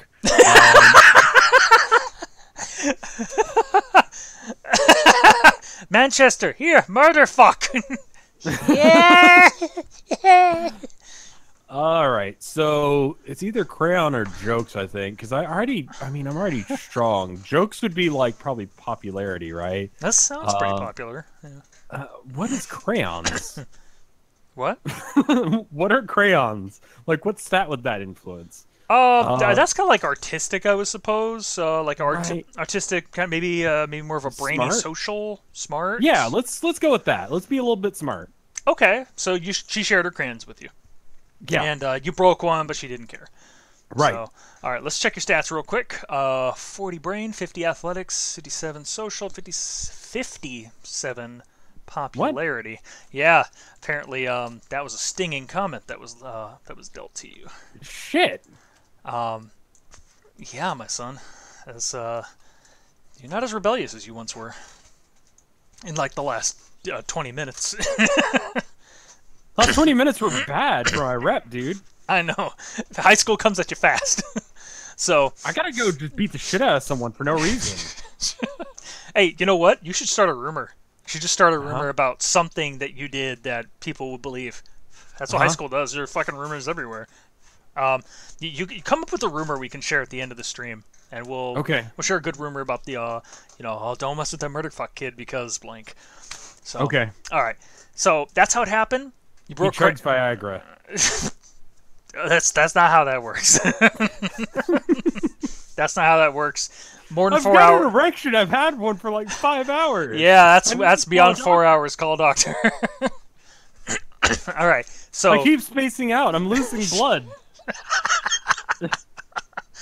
You just can't figure out why you can't focus. All right, so that's how it happened with the crayons. You've been inseparable ever since. You're always over at each other's houses. Her mom. Her mom's. Oh, okay, so she has two moms. Wow, so it's actually very progressive. Yes, she is. Yes, her moms have been surrogate parents to you, as your mom and dad have been surrogate parents to her. Okay. So in third my grade, parents aren't gay. No. Are they? Or are they? Where'd you pick? Okay. In third grade, when you broke your arm, Allison stayed with you in the nurse's office until your dad came to take you to the hospital. In seventh grade, when Allison was upset because she didn't make the show choir, you took her out for ice cream to make her feel better. Of course, she did make show choir the next year. She has an incredible singing voice. You just remember that. And the night before you started high school, you and Allison went to your elementary school playground and swung on the swings for hours. Neither of you said a word about how nervous you were about starting high school, but you didn't need to. Each of you just knew how the other was feeling, without needing any special abilities. Last summer, when you had your first episode of clairvoyance, first thing you did when you got home was you texted Allison to tell her you needed to talk. But when you picked up your phone, there was already a message from Allison saying she needed to talk to you. Allison had had an odd experience that day, too. You see, when she was walking around downtown, she saw Mackenzie coming out of a store, and she wanted to get away. Because fuck Mackenzie. But Mackenzie didn't seem to notice Allison at all. In fact, she walked straight past her without even looking. That's normal, isn't it? You know, it is. I mean, but it wasn't the fact that she was just like pretending not to notice her, to like snub her. It was that she didn't even see her. You see, Allison's special ability is invisibility. Is she sure about that? You know what? I'm guessing you would trust her on it. What else? But I'm just saying, like, being a loner and being not noticed in high school, I think is just normal. I don't think that's a special power. Just like the water chick. It's like, I can move water. Good job, bitch. I can too. I can see the future. Jesus, you talk about your friends like that. Who the fuck needs enemies, right? Yeah. Anyway, this chick that I might be trying to get into or talk to or whatever. Okay.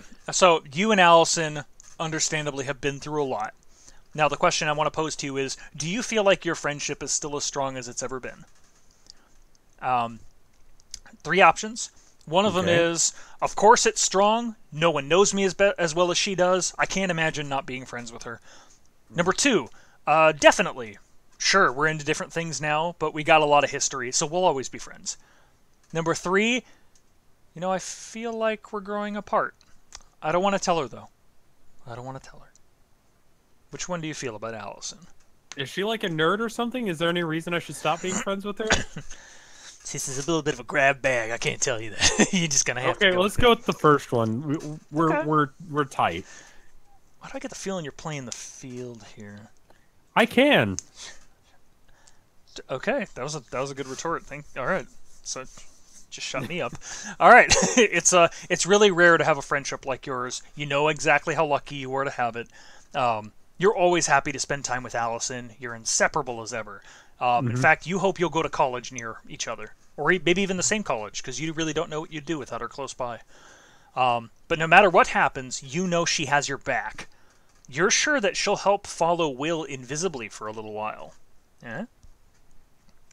Okay. So, having come up with that brilliant plan by yourself, you catch sight of Allison across the room near the windows. She's tall, blonde, really easy to spot. Okay. Just as you're about to wave to her, though, you stop. Is she hot? Let's go with, like, she's all that with the glasses still on. Like, you're not really sure, but oh man, if she pulled those glasses off, you'd be able to tell, like, right away. Okay. Okay. I like how I sated you with that. All right. No, that's you know. Okay. All right. But in any case, you stop because you're about to wave to her. You don't. And the reason why? She's talking to the principal, Mr. Pierce. Or rather, Mr. Pierce is talking to her. And Mr. Pierce is not happy. You know, not that Mr. Pierce is ever really happy. You see, more exposition. Randall Pierce is the new principal. He just started this year. He's ready to turn this place around, raise those standardized test scores. Everybody's getting into college. Keep those behavior problems down. Make this place the best fucking school in the whole state. The highest praise you can possibly get from Mr. Pierce is to be called a model citizen. He's very big on citizenship. There are rumors he wants to run for governor in a couple of years. You know a lot about people. Okay. I'm a psychic. I should. Wow, you're like 2 for 2. That shut me up. Okay. So when you see him now, he's standing over Allison, somehow managing to look taller than her, even though he's a couple inches shorter. So he's like staring at her, like beady eyes, full of suspicion. He goes like, I've got your number, Faulkner. You think you can get away with these things? You think you can just steal from people and nobody will see you? wait. Whoa, hold on, what? Fear thumps into your chest. Just how much does Mr. Pierce know about students' abilities? Does he really know about Allison's? Does he know about yours? Does he really think Allison stole the iPhone? That's entirely wrong. But Bjorn, you don't have time to worry about that right now. Will's seen Mr. Pierce yelling at Allison too, and he's starting to slink away. You're almost certain that he's the one that stole Haley's phone. You also know, though, that Allison can't really defend herself. She's too shy. You see those deer in the headlights looks in her eyes. You know how she reacts. You know there's no way she's going to be able to speak up. So it's up to you. You got 3 options, my dude. Mm-hmm. I like how you're using my dude now. You've been hanging out with Jen a lot. Yeah, I like it. I say dude a lot anyway because I'm from California, but... Right, but yeah. My dude is new to your vocabulary, I've noticed. Yeah. I was going to comment on it earlier, but, you know. Yeah, I wasn't guess when I fun. just get into the colloquial, I think I picked up a little bit of the za thing too that you were doing from Gerald. Yeah. Ah, Yeah. my dude. Okay. So, my dude. Ah, my dude. Stop. Okay. Stop. So you got to make a decision here. Huh? Option 1, grab Will, haul his ass over to Mr. Pierce. Or option 2, fuck Will, step in, start talking to Mr. Pierce. You should be able to make a convincing speech. Or, and I love this, this is so good, random option 3, I've got a clever plan. Oh, it doesn't tell me That's what all it is. I've got a clever plan. Okay. Can I just say I'm dumb, so I don't have a clever plan. You're So straight let's not up. do- You're straight up academics 40 right now. Yeah, it's a little low. So I don't have a clever plan.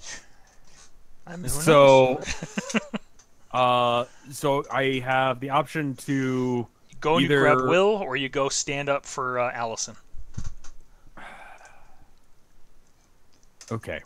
If I show my hand too early, Will is gonna be on me, knowing that I know he knows things, right? So I gotta instead pretend like I don't know the things that he knows, or he'll know that I know. That's So some good 12th I'm gonna- dimensions of chess. Yeah. Yeah. Okay. So I'm gonna instead help out my friend, because I'm not gonna be able to catch him because he's gonna be like, "Nope, you forgot what you were doing," and then my friend's fucked over. So I'm just gonna help my friend. Okay. All right. Whatever option was just stand up for. You got it. You step in and you start talking. All right. Yeah, I'm good at that. Okay. Here we go.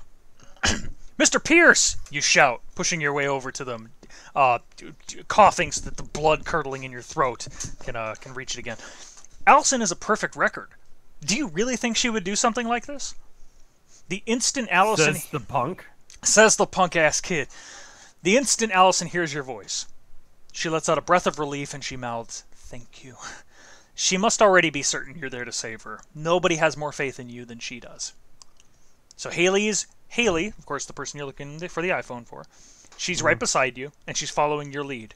Bjorn's right, she chimes in. It's totally out of character. Mr. Pierce's eyes, he narrows, suspicious, skeptical. He turns to you, Bjorn. Well, at least he's looking at you now and not Allison. That's progress, right? Quickly, you keep pushing ahead. You're always saying how important it is for us to follow rules and do the right thing, and I totally agree. Mr. Says Bjorn, the says- bisexual punk cheerleader. Yes. Yes. Mr. Bjorn, murderfuck. Mr. Pierce's eyes narrow even more. You might have laid it on a little too thick. Maybe. But you do see his expression starting to change. Maybe you're convincing him after all. Across the room, you see Will slowly trying to sidle away.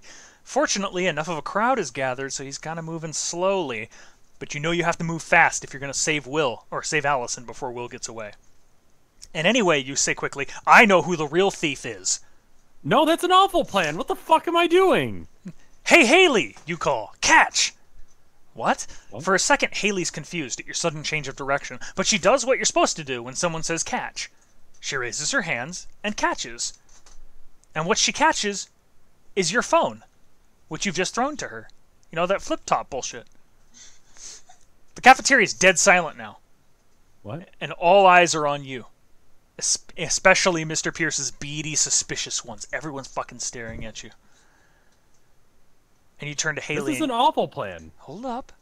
You turn to Haley and you say, "Hey, what's your ringtone?" That's when the light bulb goes on over her head. Metaphorically, of course, to turn lights on and off, you'd need Jessica. Okay, whatever.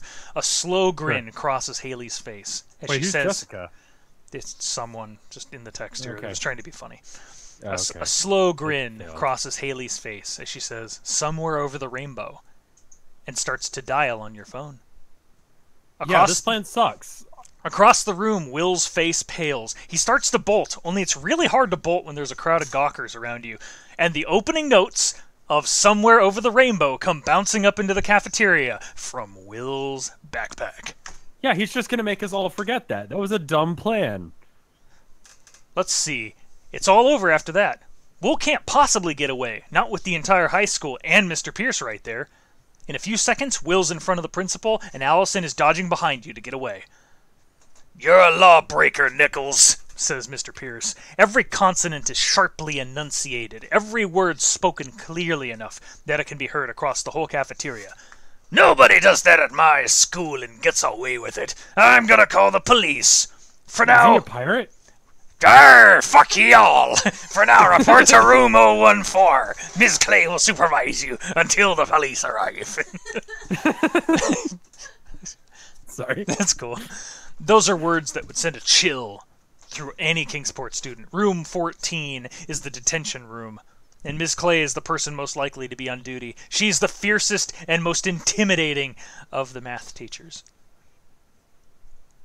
As Will slinks away, and the buzz of cafeteria noise rises around you again, Mr. Pierce fixes you with a very intense stare.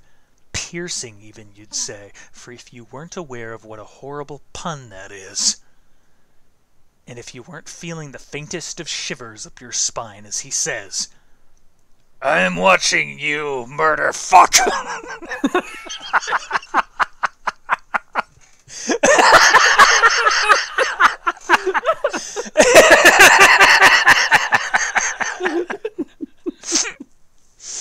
Oh, God.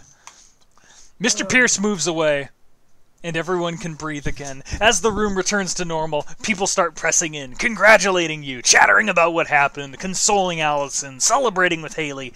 Through it all, Allison is right by your side. Thank you, she says, her voice quiet as always, but close enough that you have no trouble hearing it. I knew you'd come through. You can tell she's still pretty shaken up. You give Allison a reassuring smile, and you say one of these three options. The first one is, I'd never let anything bad happen to you. Not if there was anything I could do to help. Option 2, just doing my job. Option 3, you would have been okay even if I weren't there.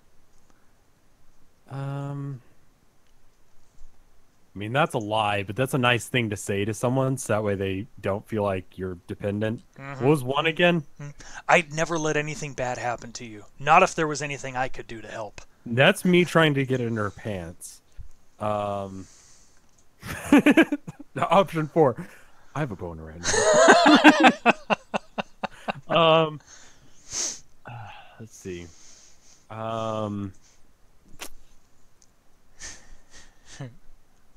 Do I want to everyone fuck. I'm going to have to do the one, aren't I? She's got the Velma thing going on, doesn't she? I'm going to go with that. Let's go with 1. Okay. The you know, I'd never let anything bad happen to you. Ooh. Damn, it really looks like you mean it. Allison's smile grows a little stronger. Thanks, she says again. You're a good friend. How could he possibly think you were the thief, you ask? Anyone who knows you at all would know you'd never do anything like that. No idea, says Allison, but... And her voice trails even lower.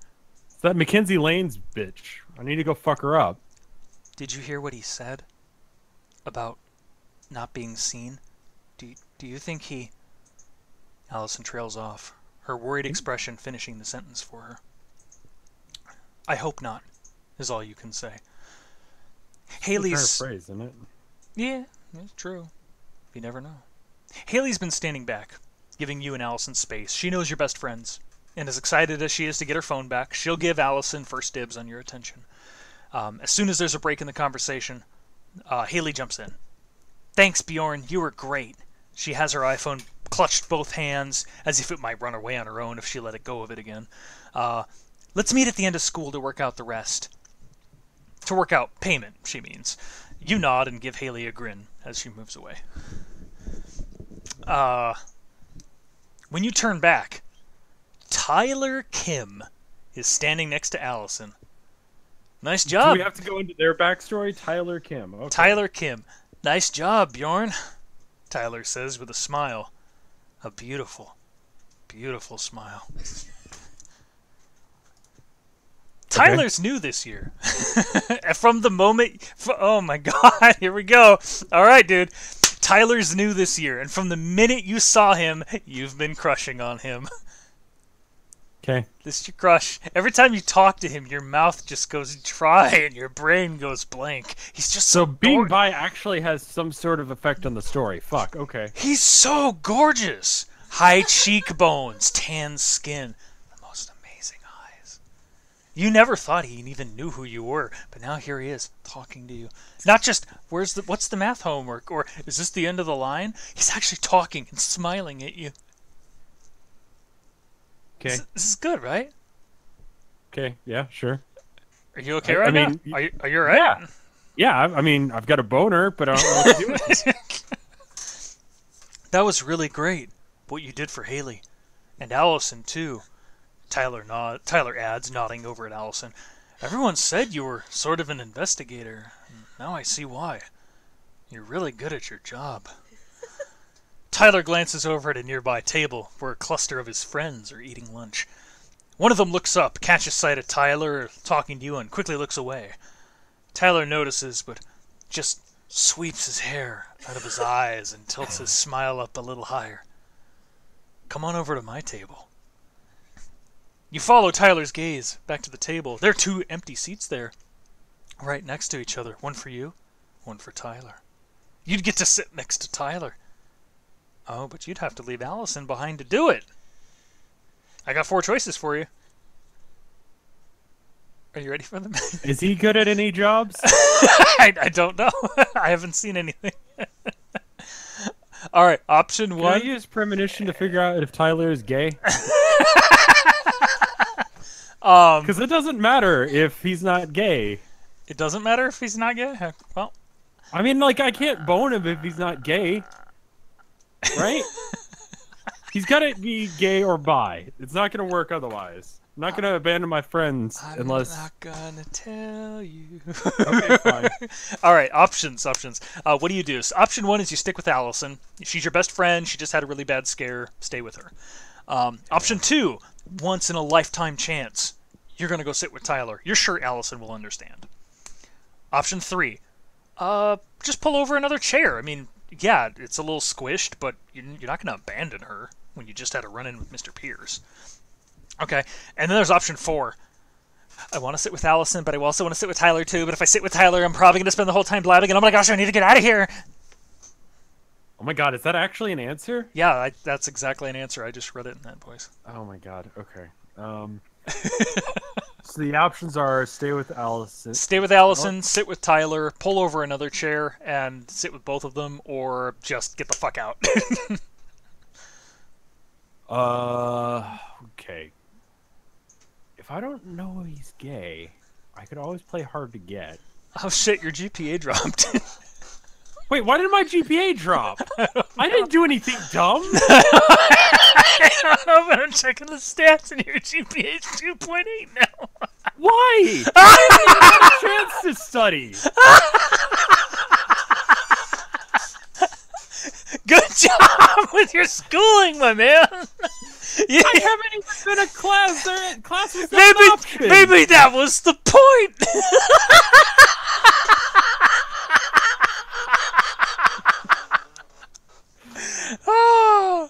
Oh, which one would you like, my friend? Stick with Allison, sit with Tyler, pull over a chair, or just run because you can't make a decision. So I'm gonna burn my chance with him for sure if I bring Allison along, unless I can use it as a way to figure out if he's straight. I'm not experienced in being gay, so I don't know like the subterfuge that you have to go through in order to figure out if someone's gay or not. So I don't know a good strategy for this. But the options are either put a hot chick near him, and then if he's interested, then he's straight or bi. So it doesn't actually confirm anything if I put her near him. The scientific route, I like it. Yeah. Yeah, it's the scientific method, but we're using it to get in his pants. Anyway,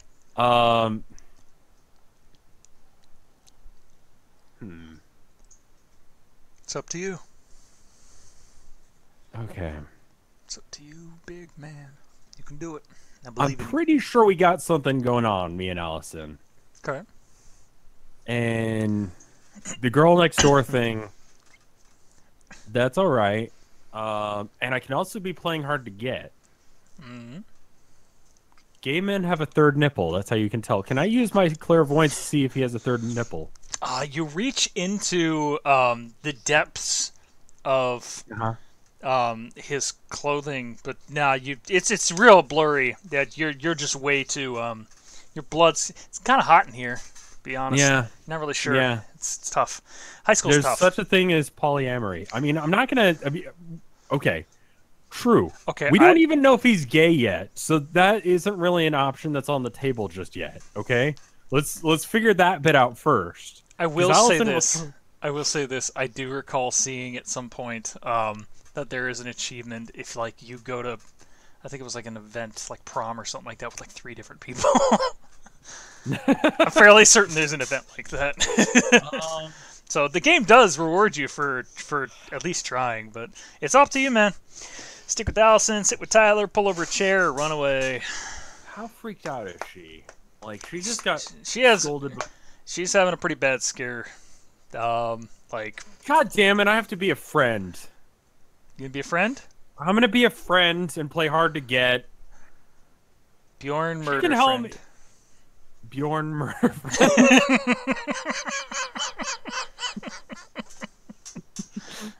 Yeah, let's be a friend. Rip Tyler. Stick with Allison. Yeah. Hey, man, you had a crush on him for a while too. I know, right?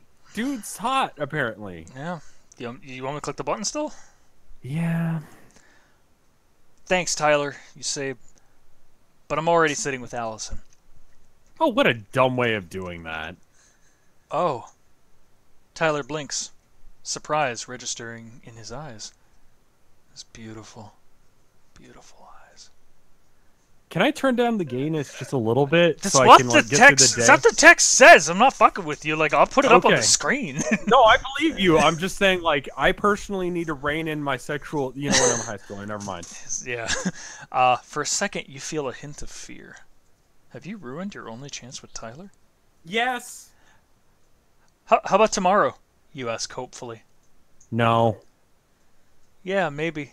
Tyler replies, and gives you one of Nope. those sparkling grins, which will have to be Oh. good enough. Oh. Oh. Oh. A warm grin spreads across Allison's face as you fall into step with her along the way to your table. You caught a thief, and you're having lunch with your best friend. It's a good day. Better if I was getting laid too. This is true. That would be a great day. Now, here's where I have to ask you a real question, my dude. Yeah. That was chapter 1. That was a lot of fun. Uh, The next chapter 2 is called ... We used to be friends. So, but I understand it's a little late where you are. If you wanted to stop it right now, I'm perfectly fine with that. But if you wanted to continue onward, I'd be willing to do one more chapter with you. okay, so a chapter is going to be about 2 hours then. That's my assumption. It's a good assumption to make, although I would say that given my experience of playing these games just a little bit, it can be anywhere between maybe an hour and a half to 2. I actually had a couple chapters in some of them that were really fast, but I just don't know. So I can't make any assumptions. Up to you though. I mean, we don't actually have to stop at a chapter break. It's just a little cleaner. We could stop at like a really momentous decision even. If you wanted but to. we. No, I don't want to be that much of a dick to chat. Why don't you roll an ad real quick, and I'm gonna go say hey to Tilda, and then I'll come back, and we'll figure it out from there. Sounds good. Why don't you mute yourself, and I'll just keep Chad entertained. Okay. Cool. All All right. We'll be right back. Sure. Go for it, man. Hey, everybody. Well, my good buddy Rev's taking a break. How you guys doing tonight? Thank you so much for stopping by. This was just a... I'm sorry, I'm clearing my throat a lot. I was eating some potatoes and just kind of catching in my throat. But in any case, I hope you're having a great time. Like let me know how it is. Are you guys enjoying yourselves? Things going well? It's been great so far. Laugh is amazing. Glad the laugh's still there. Oh, good. I'm glad you guys are having fun. Drunk. Okay. I wish I had some wine myself, but I'll probably get some after this. It's been fucking fantastic. Okay.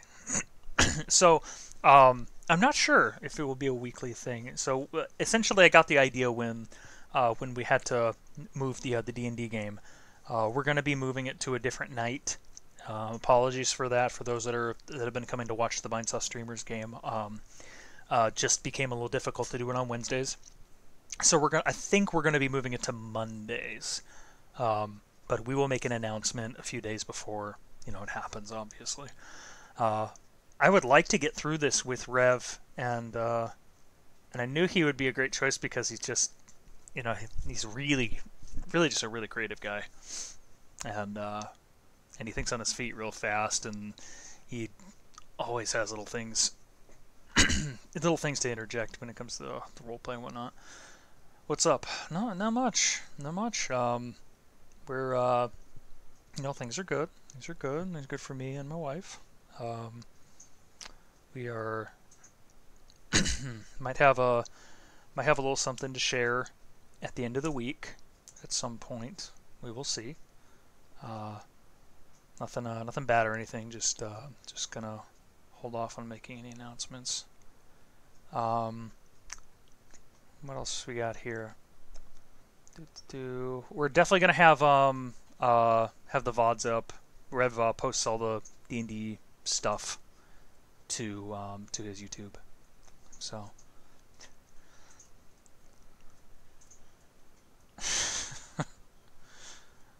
I'm just gonna let you guys chew on whatever you want to chew on. I don't mind. I'm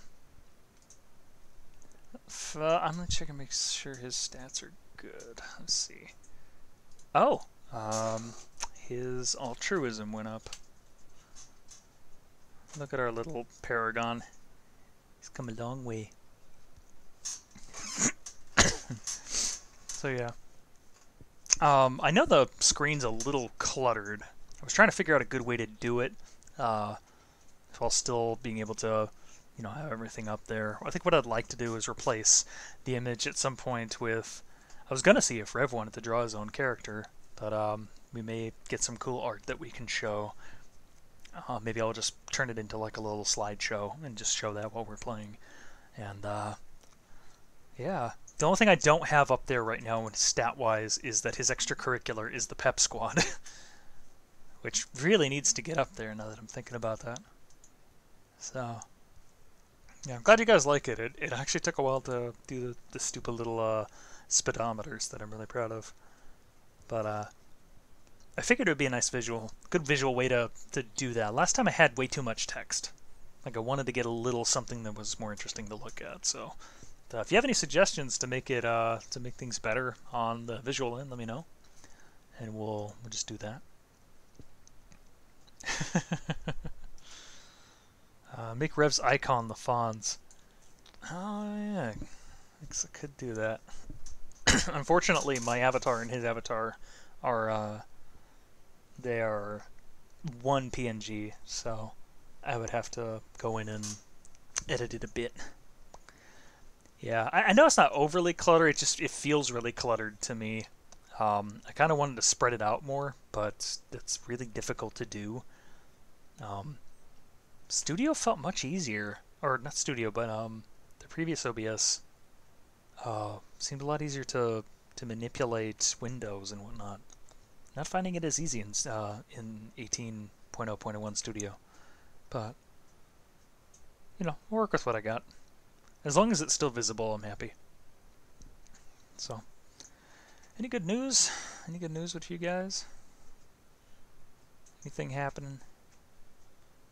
I know it seems like I'm away for a long time and then I don't show my face. Or I show my face a little bit. Oh, hi. I am back. You are back. I did make sure that I unmuted it on both. I said nothing but kind things about you while you were away. I'm sure. I'm just going to scroll up and see if that's the case. Guys, delete it. Furection. No, that was from before. That was from before. That's fine. So, a lot of people are having fun with this so far. So, it's good. Okay, good. Yeah. Good. That's what I want. Mhm. How long is this? How long Like, is how many chapters?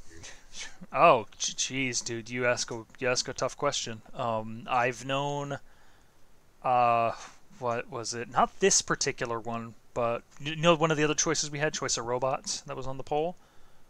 That one was heralded at being at like 300,000 words. It's a few words. Okay. I have no idea how long this one is, so we'll just play through, and we'll if it gets too wordy or whatnot, I'll just kind of be like, We gotta stop for whatever reason. And if you guys have art you want to post up on the board, make sure you do.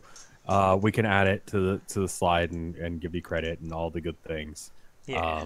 I don't see any yet, but I feel like we have plenty of material here.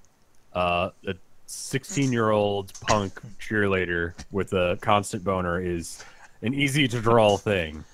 It's very descriptive. Mm-hmm. Do you feel like you understand high school a little better now? I do.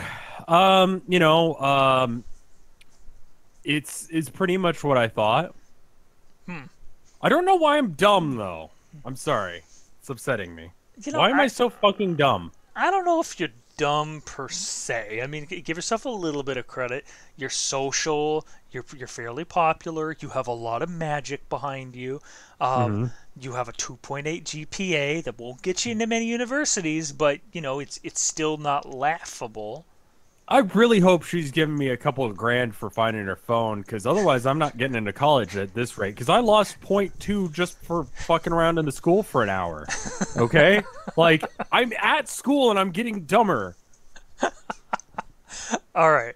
My assumption is we move to chapter 2. You might get paid. So let's just start it up and do that. So chapter 2. Well, let's do like 30 minutes to an hour. See how it goes. You got it. You let me know if at any point we need to look to stop. Okay. Gotcha. So chapter 2. ... We used to be friends. All right. Chapter 2. A long time ago, we used to be friends. So at the end of the day, you meet Haley at the main entrance, just as you planned, and she gives you the money she promised. Thanks again, Bjorn, she says, holding her phone tightly in her hand. It sucks that it was Will who did it. I mean, I hate that it's someone with, with powers, she means, although she's too discreet to say it where someone else might hear. I hope it doesn't mean bad things for the rest of you. Let me know if there's anything I can do to help. Whoa. Okay. So, you nod, Haley heads home. School's over, you got money in your pocket, and your job's done. She gave you $20. Wow, $20. Uh-huh. So you're $20 whole dollars. I could hold that phone ransom for more than that. Hey, you were a nice guy. Remember? You're trying to be a nice guy about it. I'm nice. I'm not getting laid tonight. Okay. Hey, you know what? You know what'll cheer you up? Ice cream. Ice cream is expensive. I've got $40 to my name. Remember, these are like 2009, 2010 prices. That's like $1 or $2 off. Okay. All right. For you and Allison, no significant event is complete without a trip to Kingsport Cones. That's cone with a K. Every victory means the ice cream of celebration. Every defeat means the ice cream of consolation. That's just how it works. Hey, you can even treat this time because of Haley's payment. Aha. Yeah. Yeah, great. Great. Pay up. Under the familiar lights of Kingsport Cones, CFLs hidden in old-timey frames meant to look like gas lights, you and Allison can finally talk. So Allison folds her tall frame into one of the fake wrought iron chairs, the ones that like dig into your back. Right. She starts to dig into her dish of mint chip ice cream. So she says, so how are you feeling? In the cafeteria, she hardly said a word, but when just the two of you are talking to each other, she's so comfortable no one would even know how shy she can be. So I'm going to give you some options, because that's how you're feeling. You ready for them? All right. Yeah. Okay. So they come in basically like statements. Is disappointed and gay an option? Well, maybe. Okay, just go through the options. Okay. So, option 1, awesome. It just says that, awesome. Okay. Option 2, already looking ahead to the next case. Okay. Option Nerd. 3, pretty great. Can you believe Tyler congratulated me and asked me to sit with him? That's what you're looking for. Option 4, worried. That whole thing with Will is freaking me out. Oh, I don't give a shit about that. And Whatever. then option 5, the concerned friend. Don't worry about me. How are you? Are you okay after that run-in with Pierce? She's fucking fine. She has ice cream, free ice cream. If she's not okay now, I don't know what the fuck's gonna help her. Okay, fine. Am I gonna fuck up my chance with her if I'm like, oh my god, he talked to me? Probably. I don't know. You thought you were gonna fuck up your chance right then and there, but you're gonna see him tomorrow. Yeah, she's kind of giving me winks. I don't know what that means. She's your best friend, though. Yeah. I mean, she could help me pick that apart. Mm-hmm. Well, it's up to you.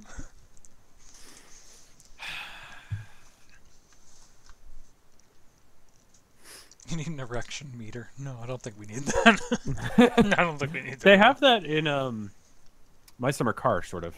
The temperature gauge in the sauna is a dude just standing like sideways, and it tells you how well hot then it is. Yeah. It's really great for Twitch streaming, so I can't really look at it too long. Yeah, absolutely. I was just thinking about that. Yeah. I mean, fortunately, they didn't do too much detail, but it's that like really shitty, sketchy art that you see for like dirty jokes. Do you know what I mean? Yeah. Like, there's a very specific genre of like they make sure you see every single hair on the body, and it's like, anyway. All right. So awesome.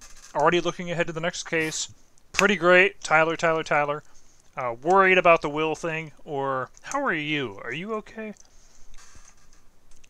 Okay, that option sucks, and so does the Will. Yeah.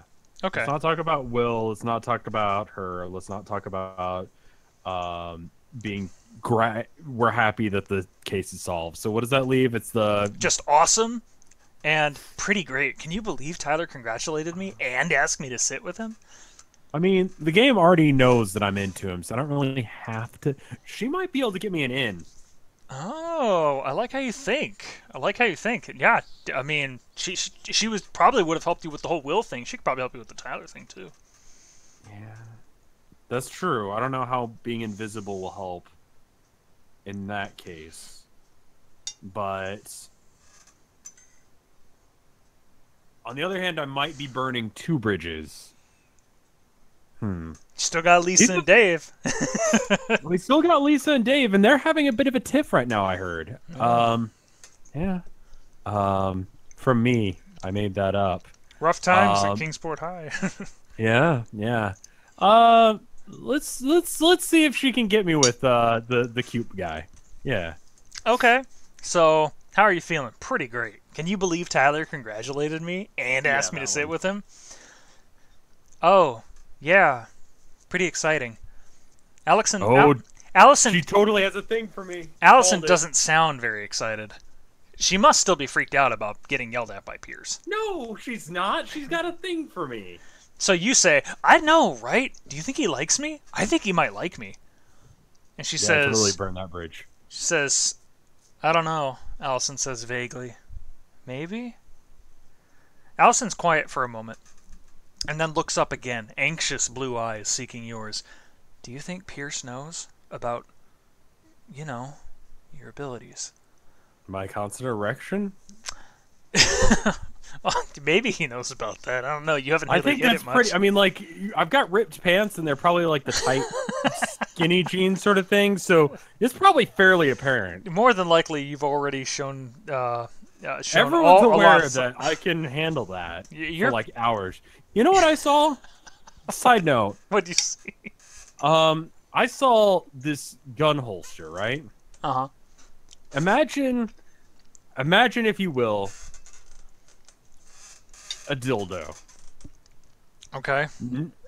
Now imagine if that dildo was also a gun holster. I'm not sure you've sold me, but okay. So you put it in the front of your pants, right? Oh no! And then you tuck your shirt over the gun handle. Sure. So then it just looks like you've got an enormous dick. Which is if you're going to be walking around with a gun all the time for absolutely no reason, You need people to know that you don't have a tiny penis, and that's why you've got a Magnum gun. Don't mess with Texas, I guess. Texas! Compensating.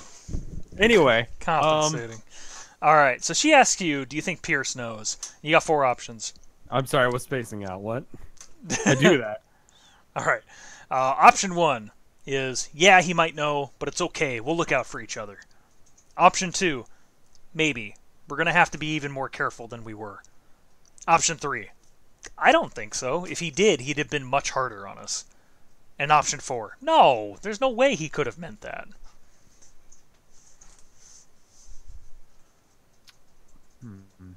Vocal volume? Both of them sound quieter. Oh, I didn't change it. We shouldn't be any quieter. No, I didn't change anything. Is anyone else getting that, or is it just I chill? Sounds fine. Okay, so okay. Why don't we go with? I don't think he knows because yeah, he would have been harder on us if he knew and he cared. Like he would have gone after. Well, we did rat out another super, so yeah, no, he doesn't know shit. Okay, so He like would have been harder on us. he would have been okay. So I don't think so. If he did, he would have been much harder on us. Yeah, because it's better than I'll always be by your side. But that Tyler guy, he's a cutie. That fucking Tyler guy. All right, your social went down. I don't know why it went down, but your popularity went up. Okay. Your popularity went up, and that's it. Okay. At least Al- our GPA is okay. Okay, so Allison's expression eases a little bit, and she nods and says, "Okay, ice cream can't make all your problems go away, dude, but at the very least, it can make some of them a little easier to deal with."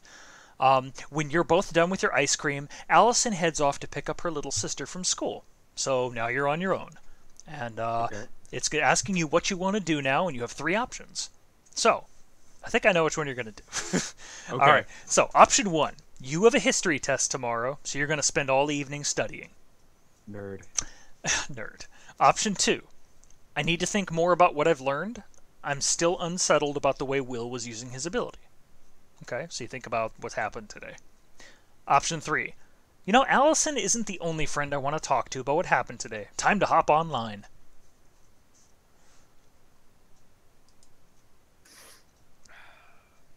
I honestly don't give a shit about any of these. Like, option 4 beat off. That would help some problems. I'm not gonna whack it. I'm not gonna jerk it right now. I just had ice cream. I don't feel it. Study for a history test, worry about shit, or talk to my friends online when we're in a world where people have special powers and I don't know what any of them are. Yeah, bud. Let's study. I've got enough social for now. All right. So, history test tomorrow, you're just going to put your nose in the books. Good for you. Yeah. As soon as you're home, you head straight to your room to hit the books. History is one of your favorite subjects. You love following all the stories and the personalities. You know, you don't have the most action-packed evening, but your brain gets a good workout, and that's its own reward. So, even better. Is that on a library poster somewhere? Oh, yeah, there's posters all over the school. Hang in there, get your brain a workout. You know, life is its own reward. Don't drink the water, all that stuff. Sure. So, even better, dude, your hard work pays off. You're all over that Monroe Doctrine, and you're sure you'll ace the test. So keep on plugging. You got to maintain your grades if you want that scholarship. And I should let you know, your GPA bumped back up 0.1. You're up to 2.9, dude. Great. Bjorn Murderfuck is back on top. Yeah, I'm almost where I started. You're almost where you started, but you know what? That obedience is kicking in. So That's fine. I'm a rebel. You're a rebel at heart, at the very least. I mean, like, it's just a little bit. It's just a little bit. Yeah. Well, you can think of it this way. Did dude. I get smart at least? Yeah, your brain got smart. Your head got dumb, but your brain got smart. Water's getting warm, so you might as well swim. Yes. The world Okay. is on fire. How about yours? How about yours? That's the way I like it. Stop. I'm painting my wife right now. That's what wives are for. It is. Oh, interesting. Okay, that's weird. So it says that you bought ice cream, like you paid for it. You still have all your money. So, Oh, cool. So I have no idea how you managed to do that, but you're slick. I robbed. Yay! You robbed the ice cream shop. All right. I don't know how I did that. Okay. It's really hard to steal ice cream. It is, isn't it? Like you have to like get a cup. You have to like. I have to get in there, and then have them watch me eat it too. Do I have the ability to make people forget things? That would be great. You could get so much stuff. You could buy all of the things. Yeah, if only you were. If Will. you've got $100 bill, you could buy everything. Just walk into anywhere, drop $100 bill, be like, "I'll buy that," and they'll be like, "Okay," and then you make them forget that you didn't already give them $100 bill. This is true. And then you have infinite money. It'd be hard for anything that's worth more than $100, though. Yeah, but if you're just carrying around a $100 bill, you probably have more money. So you're what like, you're crap, so what you're saying is you would hand it to them and then make them forget and go like, "I'm sorry, that's actually mine." "Oh, but I already gave you $100, so here's another $100. "Oh, that's mine still." "Oh, but I already gave you $200. Now it's $3." Is that how you do Well, it? not even like, "Oh, I've already paid," or "Oh man, I've only got a $100 bill on me." Do you take cards? And then when they're like, "Yeah," and then they start to ring it out, you're like, "Oh, we already did the card. What are you talking about?" Oh, yeah, don't double charge me, dude. Come on. Yeah, don't double charge me. This thing's like $2,000. What are you doing? It works until they have cameras, though. Rob points that out. Yeah, but they can't. Most cameras don't have the ability to hear things, so he won't know what's going on. No? Well, And why would he go and check that? I'll see you in prison. All right. I know how to use my abilities. I'm sure you do. Yeah. Yeah, you altruistic, obedient dude. I've got 2 sticks of gum. Yeah. Did you write down the And I know brand? it's That was adjoining. important. I didn't. Oh my God, Rev. I know. When I give you shit, you have to write it down. It's like D&D. I am going to use the grappling hook. Oh, I don't have a grappling hook. Can I just write it in? No, you can't. Take 100 damage. You like I've been so nice to you so far. Is it a razor? No, it's too fancy. Razors were pretty cool. But in 2009, not so much. Okay, you go ahead and take that free bit of loveliness that Rob just gave you. It is shiny chew gum. You put that on your That's true. That shiny was right. chew. Write it down, please. Thank you. I have like 3 sticky notes going right now. This is great. Remember, you have to leave those for Tilda in someplace random. Yeah. Yeah. All right. Okay, Rep so is important. Don't be different. 2 sticks of gum, flip phone, disappointment, psychic vision, inconvenient erection, driver's license, school ID. good. Good stuff. Okay. This one time, quick story. One time, I was clearing out sticky notes around my computer because I put sticky notes everywhere. Sure. And I found one, and it was just like, make thumbnail for this week's video, edit this week's video, and then the last one, written a very drunk hand of mine, was get revenge. Bullshit. Bullshit. Yeah, I don't remember why revenge was there. Get revenge. It was your handwriting. Yes, it was my handwriting. I know my handwriting because it's shit. Get revenge. Get revenge. I can actually give you a sample of my handwriting. Oh, wait a minute. Hold on. I've seen your handwriting. I've gotten cards from you. Your handwriting is not that bad. It's pretty bad. Trust me, I've seen some atrocious handwriting. I'm going to link. I drew a picture the other day and I wrote some notes next to it. I'm gonna link that in chat real quick. Okay. But go ahead and go on. All right. So guys, give a 1 through 10 on his handwriting. Yeah. Because I honestly didn't find it to be that terrible. Okay. All right. I'm gonna take a look at this. That's a drawing I did because I needed to get better at that style. I can still read that. That's not that bad at all. Okay. That's really not that bad. Horn detail. Edges are thick or don't. Yeah, this thing. Fuck anatomy. Borders further. That's, yeah. Yeah, I've seen doctors use that's pretty fine. That's kind of doctor level though. I don't know. I've seen bad. Yeah. It's still easy What to does chat read. say? Chat says 6. Also, I unloaded chat when I went to that, so I don't know what they said. They but said 7, 6, 5. 9. You know, ugly but easier On a to scale read. of 1 to 10, 10 being bad? 10 being good, I would think. Who uses 9? 10 for No, bad? bullshit. It's I don't know, but Who- why would that is definitely not a 9. You can at least agree with me on that. Okay, that guy from Steam can't even write though. Like, I know that guy. I've seen that guy. Like he. Okay. Sure. I don't okay. actually mean that. That guy from Steam 45. I'm sure you're a cool dude. Yeah. Yeah. Rev is sorry that he said that about you.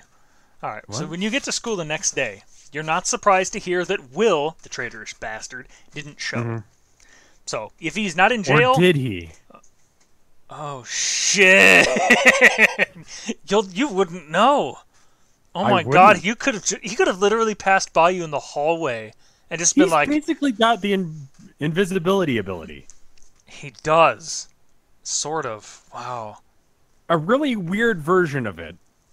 In fact, I've been just kind of spacing out constantly. He's been right next to me this entire time. He's actually your best friend, but he's so insecure he doesn't want you to remember that. As people look ahead, there goes Will and Bjorn. Those two are always together. Inseparable. Bjorn always looks like he's high. Is he okay, man? He just stares off. You know how he is. I wonder what my friend Allison was like 14 years ago. All right. Okay, so Will didn't show up. Even if he's not in jail, he's probably been suspended. So you're surprised to get away from Tyler as he walks past you towards his locker. Hey, Bjorn, he says, flashing that gorgeous smile that makes your heart thump. Great job yesterday. And before you can speak, he's gone. This is a thing for you. You don't seem to speak up too quickly. No, I'm really slow on the draw. Is that an ability thing or is that just happening? I think it's just happening. I think you just need to come up with a little wittier stuff, man. Like, I mean, your intelligence is actually the lowest thing on your score right now. Yeah. Yeah, but you know what? You studied. That's the first step. Yeah. Okay, so before you can speak, he's gone. So you lean against your locker, sighing as you watch him go. Oh, God, I love this. Okay, I have 4 options for you. You have to just tell me what is it about Tyler that you find so irresistible. Of course. Of course. Of course I do, yes. Okay, so there are 4 options. Here you go. First Yep. one is, he's just gorgeous. Beautiful eyes, high cheekbones, perfect hair. I know fuck all about him. Okay. Option 2, he's incredibly confident, and he always seems to fit in wherever he goes. Okay. Option 3, he's always talking about those exciting places he goes on vacation with his family. Or option 4, he appreciates the best things in life, and so do I. Like how hot he is. I guess so. You're kind of shallow. I don't know any. Tell me 3 things I know about him. He has beautiful eyes. Uh-huh. Yeah, when he talks to you, you feel like a schoolgirl, and he has hair that you would literally kill someone else for, like put them in the hall closet, like you would leave them there, a random corpse, anyone, maybe even a family member. Like that's how bad you want it. But none of that was about That his bad. personality. Sure, but who cares? He's hot. Duh. That's my point. I don't know anything about him aside from him being hot. I am shallow as shit. 1. But you're popular. He has so a you're nice still ass. I know that. Sure, whatever you say. Damn straight. I said nothing. So, physical qualities, confidence, the places he goes with his family on vacation, and appreciation of the best things in life. 1. Okay. He doesn't appreciate me yet, so I can't give him that. Every time Tyler walks by, your heart turns over and starts beating faster. You've never been more attracted to anyone, except maybe movie stars. It's like Tyler's a magnet. And It's like he has some sort of superpower or and something. you're a helpless, dreamy iron filing. When you're daydreaming about Tyler, your phone buzzes with a text. You look down to see who it's from, and you almost drop your phone in surprise. It's Carl McRae. What? Yeah, I know. It's probably a new person. Carl. Okay, Carl, I'm going to have to space out here. Carl McRae MC. I'm just writing names down. I don't even know who the fuck these people are. All right. And so who was the person that was flickering the lights around? We didn't even talk about her. that was Jessica, but I don't know anything about her either. So, okay. Carl McRae. Ah, jeez. Okay. All right. So leave some space. There are some names here. Okay. So here's how this goes. Let's go back to elementary school. You remember that time? It was a good time. You were friends with. It was you, and it was Carl, and it was another dude named Jake. Jake Cohen. Okay, Jake. Okay. Jake Cohen. So it's you, Carl, and Jake. You sound like the fucking tunnel snakes, but whatever. Okay. So you weren't as close with them as you were with Allison. Okay. But you still spent a lot of time together. And it was one of those friendships that you could hardly explain. It's not like you guys had a lot in common. Like, Carl and Jake were rougher than you. They always played hard on the sports field. They got into scuffles at recess. That sounds like what I do. Well, you're just a little bit more of a pansy about it, I guess. What? You know what? Maybe you're posing. Maybe you're a poser. Fuck you. Bjorn Murder fucks a poser. Bjorn Fuck Murder you. fucks a poser. Bjorn Murder fucks a... But, okay. All right, let's be fair. They were spontaneous, exciting, and fun. Things that I'm not, apparently. All right. So you drifted away from Jake. Okay, so you're not as close to Jake. You went to his bar mitzvah, but you haven't spent much... Jake is Jewish. Jake is Jewish. You haven't spent much time with him since you started high school. Okay.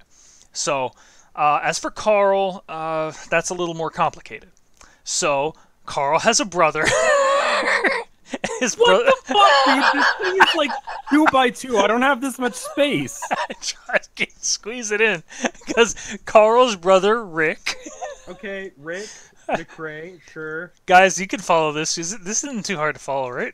Carl's brother Rick. He's 3 years older than you. He was the kind And he of... has a cousin twice removed whose name is Bob. I'm scanning and I don't see any other names. This is the last new name here.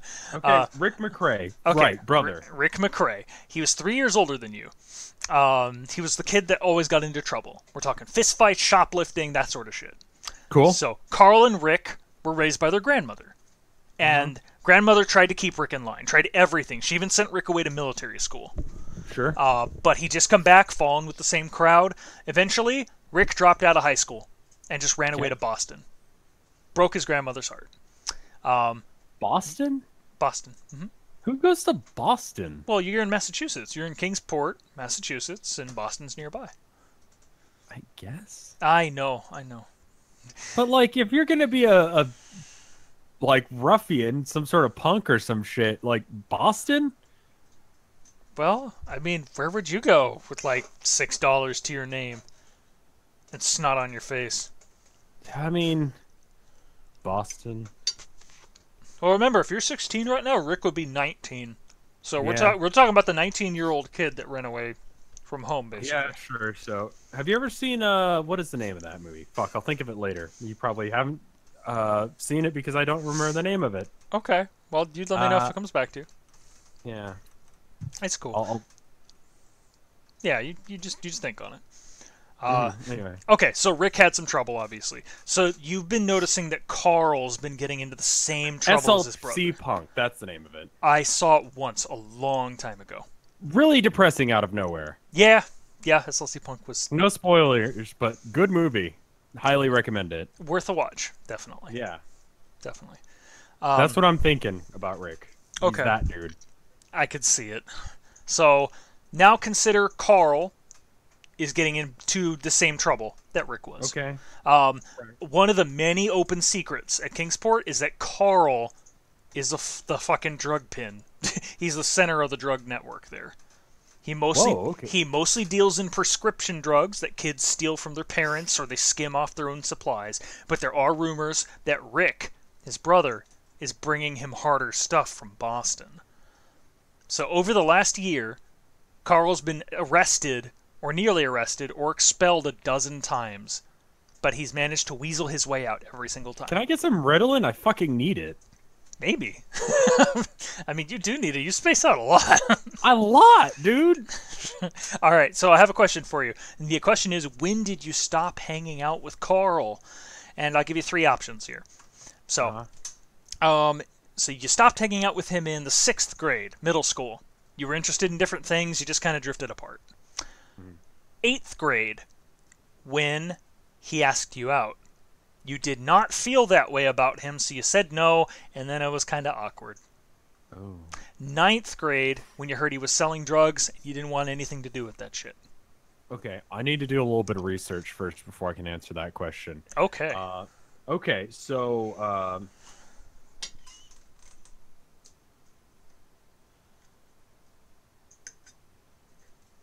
Guys, why do you think he's researching?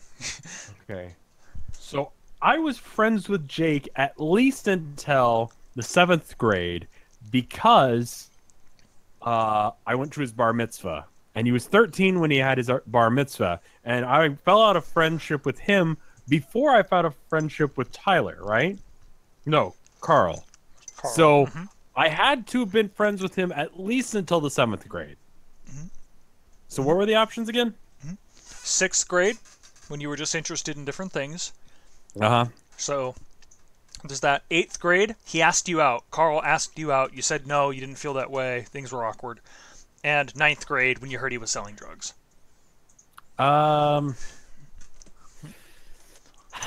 See, we don't know what he looks like. Is he my type? Probably not if I turned him down. Or maybe I just didn't realize I was gay yet. Let's go with 9th grade when he started selling drugs. Apparently I'm a just total pansy, and I won't do drugs. I'm straight edge. I'm straight edge! There you go.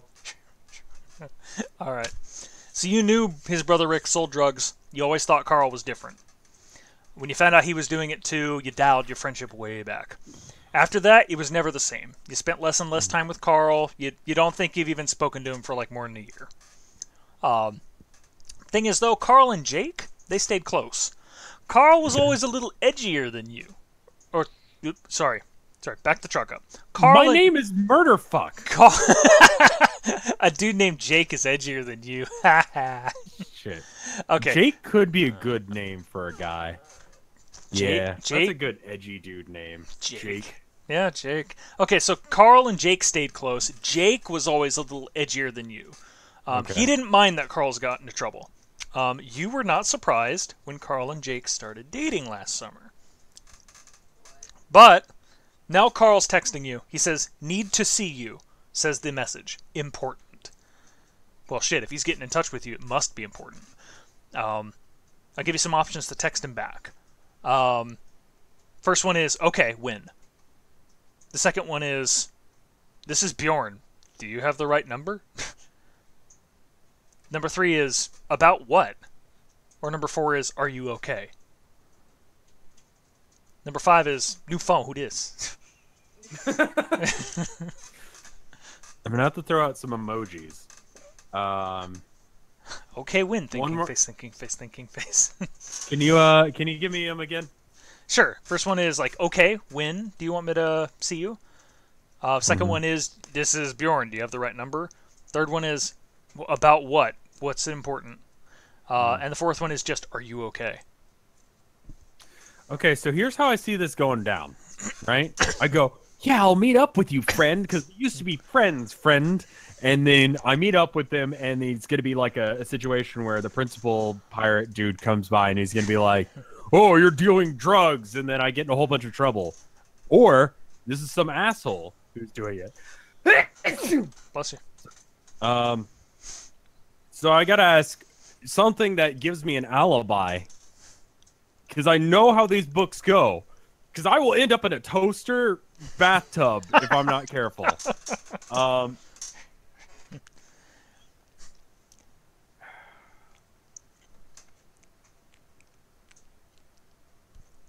It's up to you, my man. Okay, he might be trying to get in touch with me because of my powers. He might have heard about that because that's a thing that happens here now.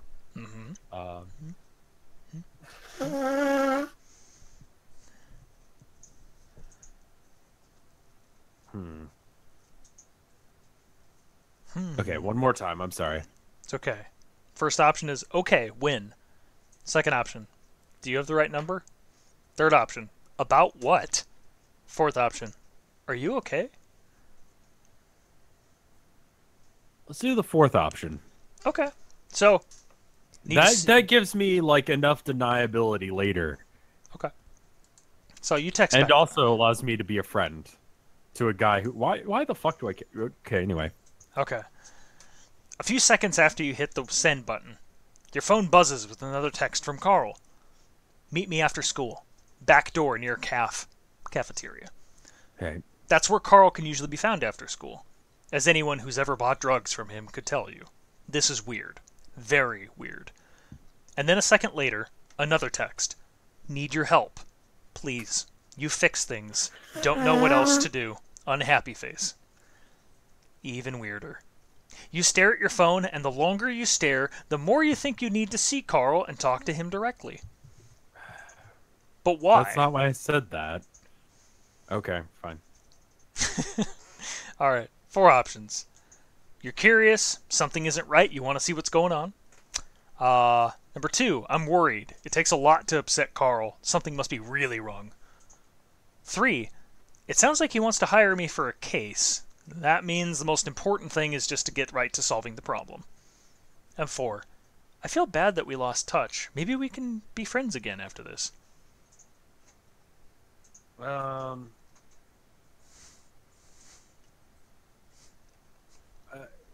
It's gonna be his power. It's probably a case. I'm betting that it's a case, or it's gonna turn into a case. He's got drug money. He can pay me better than some rich bitch who wants me to get back her iPhone. Okay, sure. Yeah? Okay. Yeah, so, it's so a the case. Okay. Sounds like Carl Yeah. wants to hire me for a case. Let's get right to solving the problem. Okay. So at the end of the day, you go where Carl asked you to meet him. The back of the school, at the door near the I want to cafeteria. use player points before I went there to see if there was anything going on. No. But that is not Okay. how pure murder fuck rolls. It should be. That is not how This pure is why I've got a 2.9. This is why you have a 2.9. You chatty Kathy. Also, how the fuck did I do on the test? Good. I This think. day just went by. Maybe it'll tell you later. I don't know. Hold on, let me see. Okay. Let me see. Is your GPA up? Nope. Nothing different. We'll see. Okay, so Carl is there, just as you expected. He's lounging against the brick wall there. He's got a cigarette hanging out of his mouth. He's talking to Ryan Day. Sure, go ahead and write that down. Okay. Ryan. So Ryan is rumored to be one of Carl's buyers. So just affiliated with Carl, drug stuff. Okay, drug dude. So Carl pretty much has a permanent scowl on all the fucking time. And today is no different. Sure. Still, you have to admit, Carl's not bad looking. Thick, dark, curly hair, sharp cheekbones. Ooh, tons of confidence. Huh. Drug dealer is not my type. You're too far away to hear what Carl's saying to Ryan. But you see Carl snap his fingers, and a tiny burst of flame leaps up. Most of the teachers think Carl's just really good at hiding lighters and matches in his pockets, because no matter how many they confiscate, they always seem to catch him playing with fire. You know better, though. That's Carl's ability. He's playing it up as much as he can, using it to intimidate people and to make them do what he wants. That's pretty scary, huh? I'll give you 5 options. So the first one is, yeah, it's scary as hell. I don't want to be on his bad side. The second one is, that's scary and it's wrong. I would never hurt people with that ability. Third one is, that's scary and it's kind of sad. Shit, he's changed a lot, and not in a good way. Number 4, not really. I mean, if someone has an ability like that, why not take advantage? And then the 5th one is just, actually, that's kind of impressive. What was the third one again? Scary and sad. He's changed a lot, not in a good way. Yeah, let's go with that. Okay. And you feel kind of bad for him. Yeah. This might as well be a different person than the Carl you know. Is your old friend still in there at all? The flame dances on the end of Carl's finger as he Did I hurt him that bad? I don't know. Shit, I dude. must have hurt him pretty bad. I mean, denial can do some pretty powerful stuff to people. I mean, like 7th grade, we were fine. 8th grade, he asked me out. 9th grade, doing drugs. Like, really quick turnaround on that shit. That's really rough, to be honest. That is rough. That Yeah. could have been the reason he backslid so much. Shit. It's probably my fault. Probably. The flame dances on the end of his finger as he touches it to the tip of his cigarette. Usually Carl would let it go after that, but he keeps the flame burning. moving his hand back and forth, a lazy smile on his lips as he watches the flame. Then, in a sudden burst of motion, Carl launches off the wall. One hand snatches the cigarette away, and the other, the one with the flame, points straight at Ryan's face. Ryan springs back instinctively. He goes, "Whoa!" And Carl says, "Don't you whoa me! Don't you talk to me! You listen!" And Carl brings his hand up, the flame flickering next to Ryan's face. "You listen!" It's a hiss, but just as furious as when he was shouting. "I know you've been buying and selling on the side. You don't do that. Nobody does that. Nothing gets sold in this school unless it goes through me." But he realizes he kind of falters mid-sentence because he catches something at the edge of his vision. It's you. Carl catches your eye, and for just a moment, his expression changes. There's recognition, relief, maybe a little softness, too? Whatever it was, it's gone in the next second. So Carl looks back to Ryan, he goes, "Get the hell away from me." And the flame winks out, and Carl pushes Ryan away, pushes on his chest with both hands and goes, "We're done." Ryan staggers back, he's scrabbling, he's trying to keep his balance, he's still moving backwards when he starts to run away. So now it's just you and Carl. He tilts his head to look back towards you, and his chin jerks up in a sort of reverse nod of greeting. And what do? I'll give you 4 options. So you can stay where you are, cross your arms, just sort of stare at him, wait for him to make the first move. The second one, you can take a couple steps closer, and you're like, "Hey, Carl, you texted me? What's going on, man?" Or you could walk over to the side of the building and just casual, quiet, not saying anything. And then the last one is you just stay back. "Nope, I'm now risking, what he just did. Fuck that." He's not hostile towards me. He needs me, so he can't really hurt me. So I can walk up to him in full confidence. Yeah, just be like, "Sup, dude." Okay. Or just we can be quiet about it. He's gotta hold his image for a bit, so I'm not gonna fuck with him. I'll be nice to him at least on that level where he can keep his tough guy act going with this guy. He's got to scare the shit out of this dude. Whatever. Cool, Okay. man. So you walk up to him, but the quiet casual, or do you Yeah. Okay. So you walk over, and he's leaning against the building. So you just literally just walk up right next to him and just do the same. You're leaning right against it. You don't say a word. And there's a long pause there. Carl's silent. He's just smoking and staring off into the distance. You realize that you two are perfect for each other because you won't stop fucking staring off into the distance. The sound of people shouting happily. Sports practice, maybe? Will is there. Will is there. He says, "What's up, Will?" And then you forget he said that. You probably have permanent brain damage because Will has just been using his power on you every 30 seconds for the last year. You probably have a Shamal tumor. Okay, and I guess the people shouting happily, the echoes, throughout. It's as if it were a mile away instead of just a few yards. Sure. So Carl finally speaks up. He goes, "Jake broke up with me." And his voice is just monotone, dull, no bravado there. He goes, I thought it was gonna be okay. Fine. He goes, "Out of nowhere. I swear, things were good, real good. But then last week he comes to me and just says he can't do it no more." And you're like, "Wow, that's pretty surprising. As far as you knew, they never had any problems."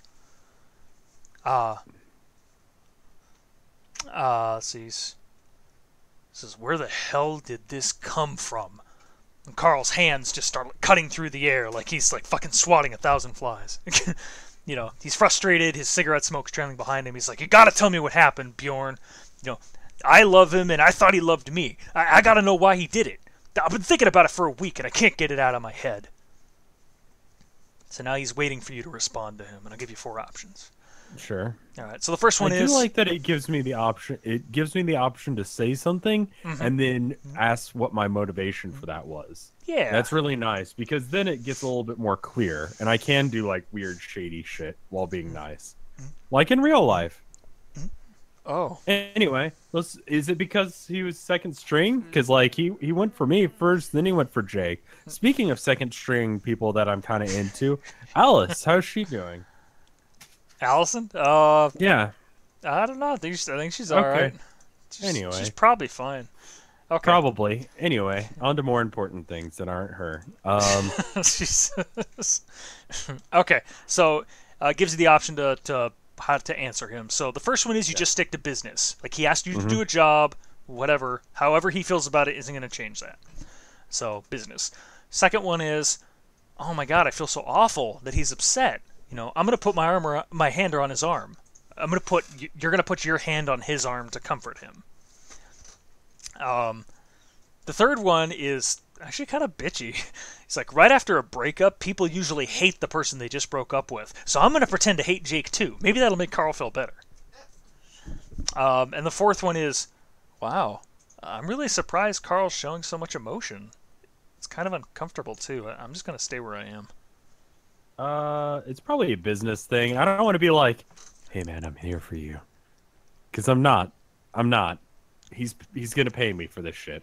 Let's be fucking real. I'm here for business. All right. I don't have to act like it, but we're gonna act like it. Okay. So I stick to business. I'm just here because you asked me to do a job. How he feels about it doesn't change it. Right. Okay. Exactly. So Bjorn Murderfuck, you know, he's got his arm across him. Okay.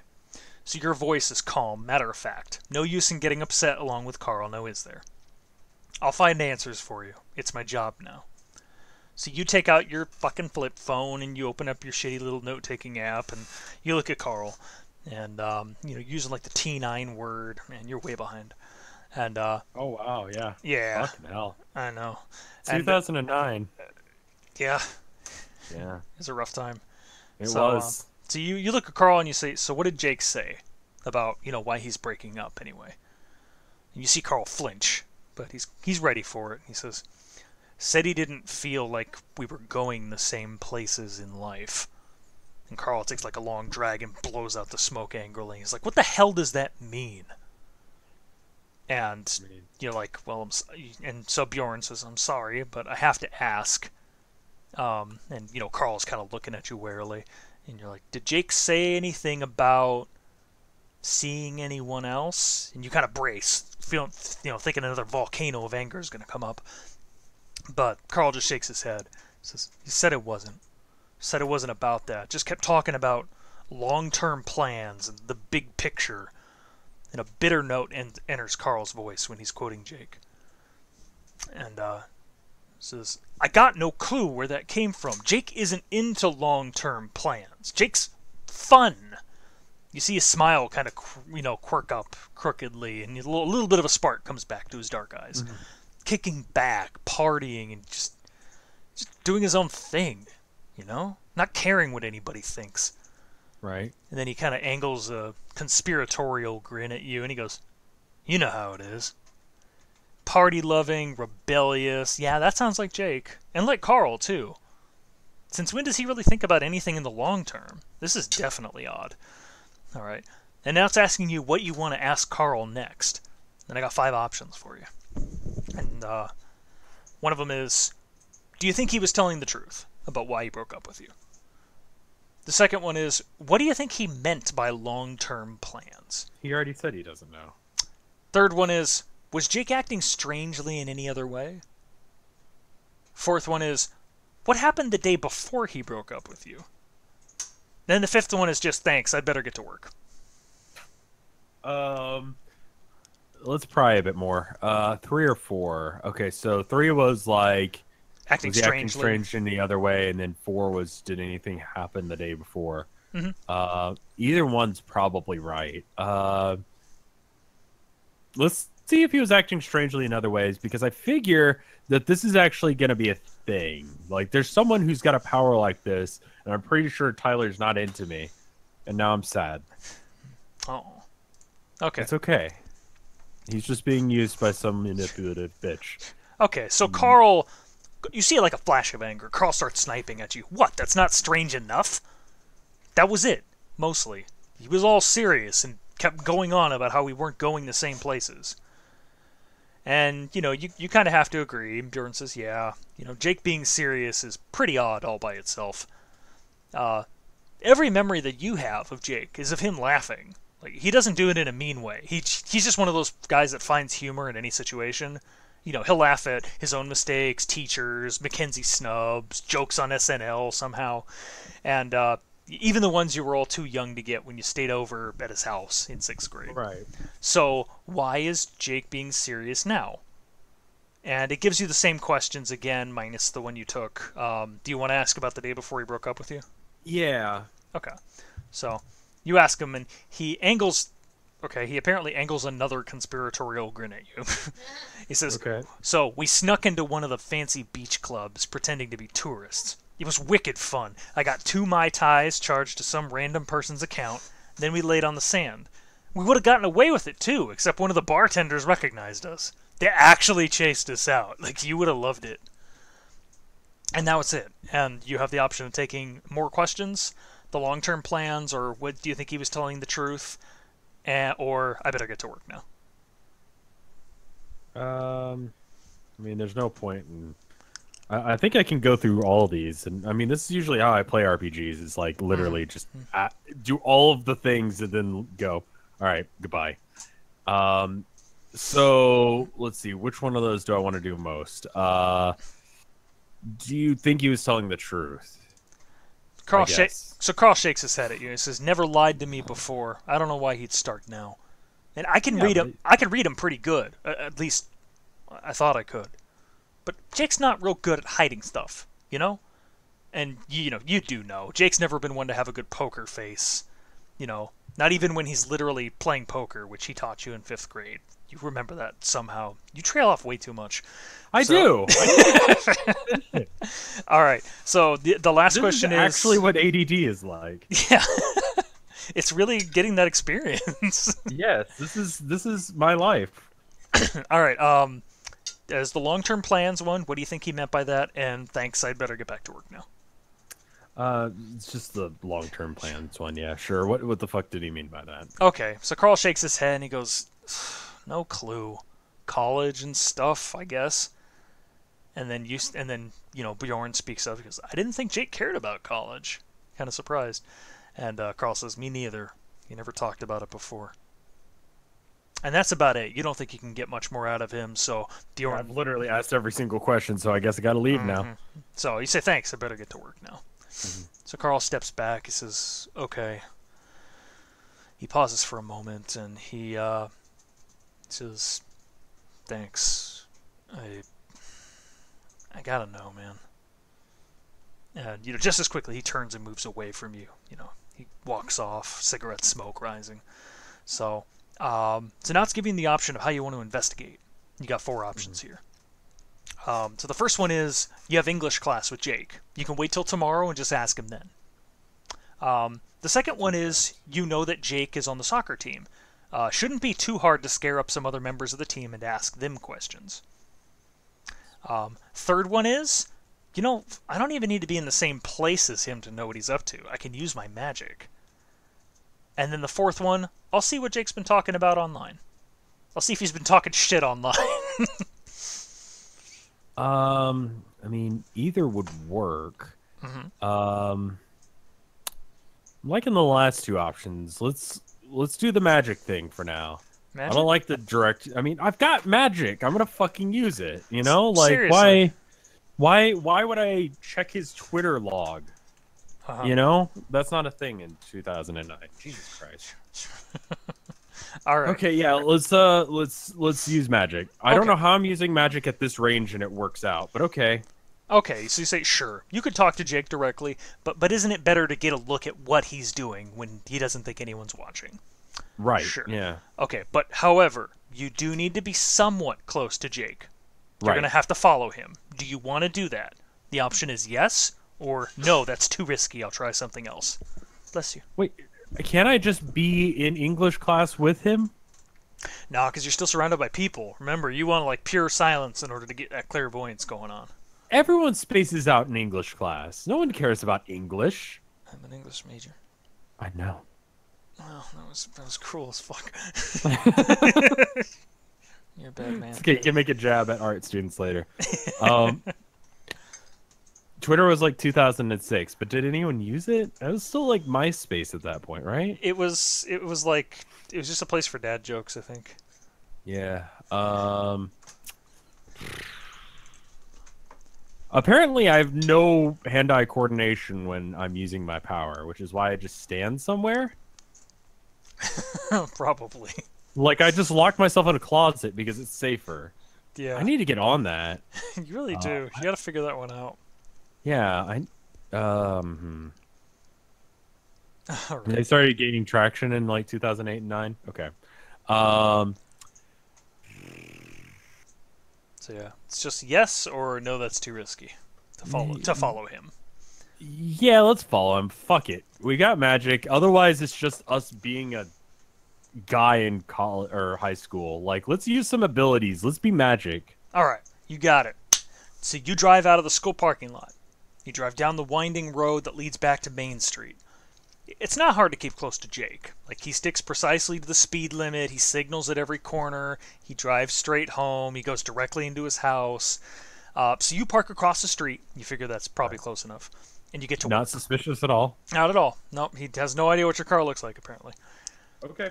All right, so you close your eyes. You focus your thoughts. You let the image come into your mind. Jake, Jake. And you try and think about it. His room looks pretty much how it did when you last saw it. Same blue paint on the walls, posters of David Beckham and Mia Hamm. I think those are soccer players. I'm gonna have to double check that, but sure, keep going. Okay, and there's Jake at the desk. He's studying. And studying. And studying. Great, now what? Option one is, I've got the information I came for. I'm going home. Second one is, you know what, I'll watch for a while longer. Maybe something will change. And the third one's a little more intrusive. It's, I'm going to try and read his thoughts. I can do that? Apparently you can. Also, be studying. Can I use that to cheat on studying? God, I hope so. That doesn't seem like it would be helpful, though. That would be better to use during a test. You have clairvoyance, and everything about it is shitty. All of my clairvoyance abilities are awful. Yes. All right. Waiting probably gets me caught, but I'm gonna do it anyway. Okay, so you want to read his thoughts, or you just want to watch him for a little while longer? I mean, he's studying. Okay. I mean, what could I possibly? I mean, I guess he could be spacing out. He could be spacing out. Let's be intrusive. Okay. You're going to try and read his thoughts. Okay. Yeah. Okay, so... I mean, I think someone's controlling his mind, so maybe it's a bad idea to do that, but we'll find out. All right, slowly and carefully, you focus in even more. It's really hard to read someone's thoughts. Much harder than just watching them from a distance, so it takes like every bit of concentration and energy you got. It kind of feels like going through a tunnel or a long corridor. It keeps getting darker and narrower as you move forward until you finally like burst out the other side and you can see what the other person's thinking. Or at least that's how it's supposed to feel. So you're focusing on Jake's thoughts. You feel yourself walking down that corridor. You get that odd sensation about the edges of your consciousness. It's kind of like a hum, like a fly buzzing around your head or feedback on a speaker. Right. You've only felt this once, and that's when you were trying to scry on Allison while she was invisible. And Right. And then I remembered James, my friend from kindergarten. Let's talk about him for a fucking hour. You're doing all right. You're doing all right. So when you tried to do that, by the way, the magical feedback nearly kept you from seeing her. Right. But you managed to push through it. This time, though, you Right. can't push through it. You just can't see his thoughts. So it leaves you kind of wondering, is this someone else's magic that might be affecting him? Is he under like a super study spell or something? Either way, you can't read his thoughts. It's time to go home. So, okay. It doesn't tell me if that's because I failed the check, but I've got a decent score in that. I think I've been putting a lot of points into that. I think, In magic? yeah, Yeah, your magic's your highest that's score. my best skill. So I should have been able to do that if it were possible. Which leads me to believe that it wasn't, which confirms what I needed to know anyway. So cool. He's under a spell. Cool. Good. All right. Okay. We found something out. Let's move home. Okay. So you drive home. Your house is on like a narrow side street. It's one of a row of small square houses. You okay? Yeah. Yeah. Okay. Sorry. It's cool. So it's one of a row of small square houses there. It's got like wooden siding, weathered to like a dark gray because you're near the ocean. Pretty small house, smaller than Allison's by a lot. But then again, both of her moms are lawyers. Your mom works in the payroll department at Kingsport Memorial Hospital, and your dad's a paralegal. Still, they managed to buy you a house. Managed to buy a house when you were a kid. Whoa, okay. Not you, but you lived here. That's why they're broke. Yeah. Jesus Christ. My parents are dumb too. All right. So you push the peeling side door open. Your parents are always talking about how they should get the doors and shutters repainted, but they've never had enough money. You go into the kitchen. Your mom's there. You know, she's bent over the little desk in the corner. The surface in front of the desk is just strewn with bills. You see like an overdue notice on there. And she's studying her calculator. She looks anxious.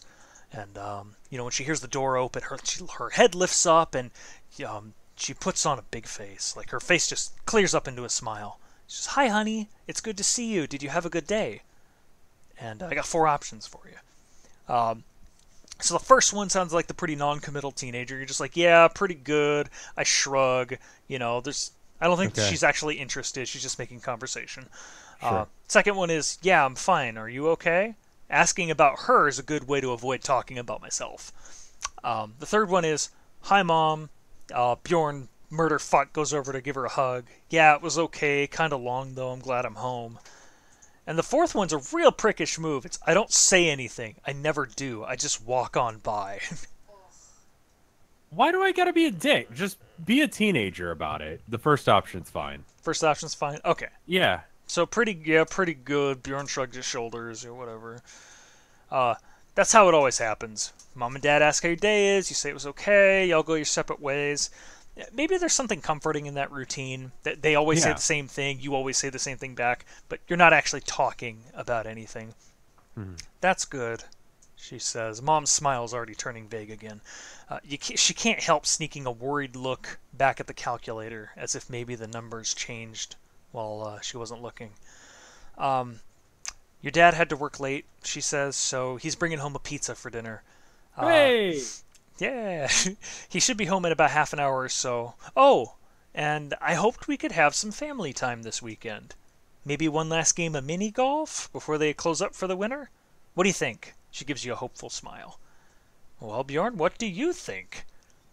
Option 1 is, it's a great chance to spend time with my parents. Option 2 is, it's cheesy, but fun. Option 3, it's not my idea of a good time, but if that's what Mom and Dad want, I'll go along with it. Option 4, ugh, worst day ever. Fuck. Like hanging out with your mom and dad? Mom seems cool. I kind of feel like being like a teenager, but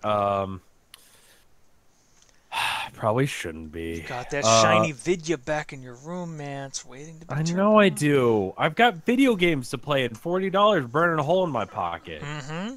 And infinite money. Mm-hmm. Infinite $40. Mm-hmm. I could get 2 video games with infinite money. Just 2, huh? At least.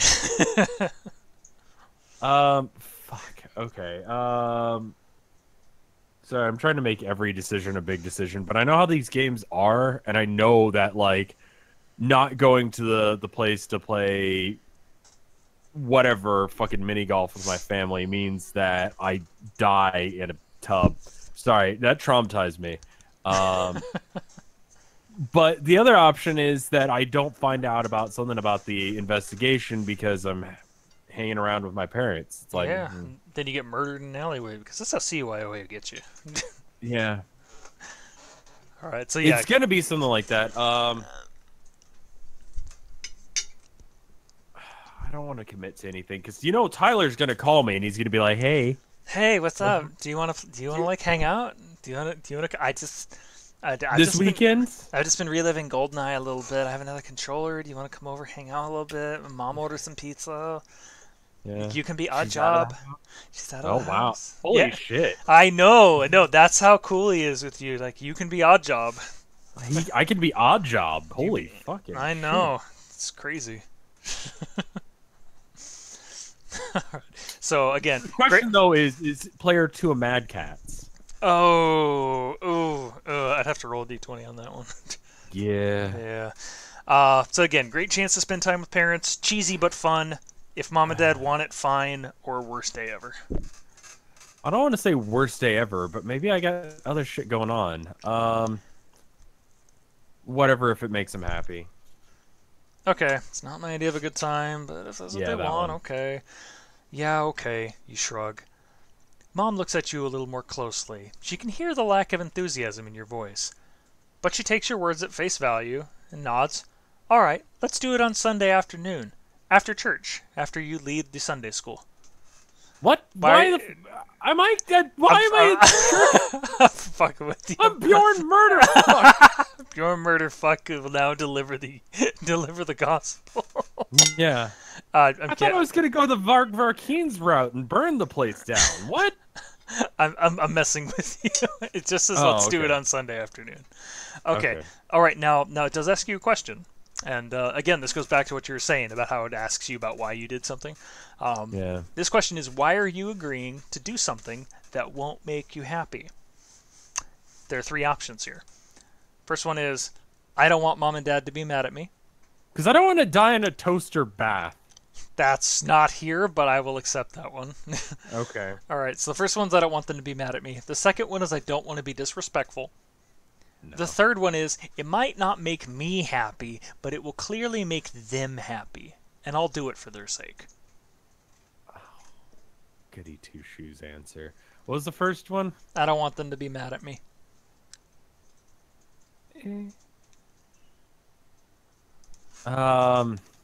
Might go with the goody two-shoes answer. Yeah? Might not make me happy, but it'll make them happy? Yeah, you gotta do shit like that for people. Aw, that's sweet. You hope your parents appreciate how altruistic you're being. Because really, a whole afternoon of mini-golf? That's one heck of a sacrifice. Yeah. Got you. Oh, Mom calls as you start up the stairs. Don't forget about the scholarship competitions. You can't... I've got a 2.9. Yeah, you do. You have a 2.9. I'm not getting into college. You can't really forget. Mom and Dad have been reminding you about them like every day since junior year started. They're probably more excited about the scholar and athlete awards than you are. Which you suppose you can't... I can get an athletics award. Yeah, there's a scholar one and there's an athlete one. Okay. So you can't really blame them for being, mindful about it because, they're worried about money. So you climb the narrow stairs to your room and you close the door. Not a very big room, and it does feel smaller since you painted the walls black last year. But hey, it's yours. Not all. So you have 6 options here. This is how you decide to spend your evening. So, first one's doing your homework. You're thinking about that scholarship. Second one is you're hanging out online, Instagram, Snapchat, Tumblr, Vine, texts, all sorts of stuff. Right. Third one is... That didn't exist in 2009. You know what? I thought the same thing when I read this, and you know what? I'm not sure. Okay. All right, third one is you're thinking more about what's going on with Jake. Fourth one is you start seeing how loud you can play your music before Mom and Dad start banging on the door. Light that metal up. Fifth one, you spy on people with your clairvoyance. I do it all the time. What are you... Oh my god, I'm such a bitch. The sixth one is you're trying to extend your psychic powers. Sometimes you can read people's thoughts. You know, that could be useful, because the thing with Jake, I know what's going on. The game doesn't know I know, but I do know. There's someone else in play here. And I gotta be suspicious of everyone. So, if I can extend my psychic ability, I could get better at it. I could study, but you know what? I can just cheat. Let me cheat on tests. But my GPA goes down regardless. I just exist and it starts going down. It's like real school. It is. Everyone wants me to extend, so let's get better at psychic abilities by prying on people. Okay. That's all one answer, right? There's the one where you spy on people with clairvoyance, or there's one where you can try and extend your powers. Sometimes you can read thoughts. Are you trying to extend one? I don't know who I'm targeting there. I don't know either. I mean, targeting other people might get into some depressing shit with my parents, and I don't know if I really want to do that. Or some weird shit with my parents, which I don't want to do that either. Allison might live nearby. Maybe you'll end up reading her thoughts. That's true. and I can learn things, and also get abilities. I feel like I just need to get the game to realize that I understand that I know what's happening, that someone's blocking. Like Jake might have powers. We don't know, but I'm assuming not right now. Let's use let's pry on other people. Sure, let's be a creeper. Okay, so we're trying to extend your psychic powers. Yeah, we're gonna spy on people.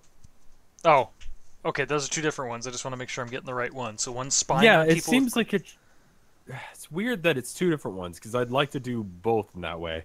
And I don't trust the internet. I'm getting my tinfoil hat on.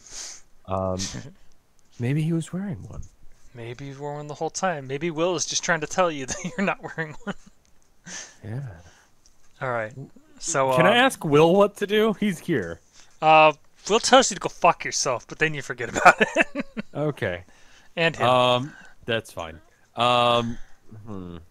So there's spying on people with clairvoyance because you do it all the time, or there's trying to extend your powers, and with that you can sometimes read people's thoughts. Let's do that one. The Okay. one where I extend my powers because I want to get better at that because I need to know what's going on. Okay.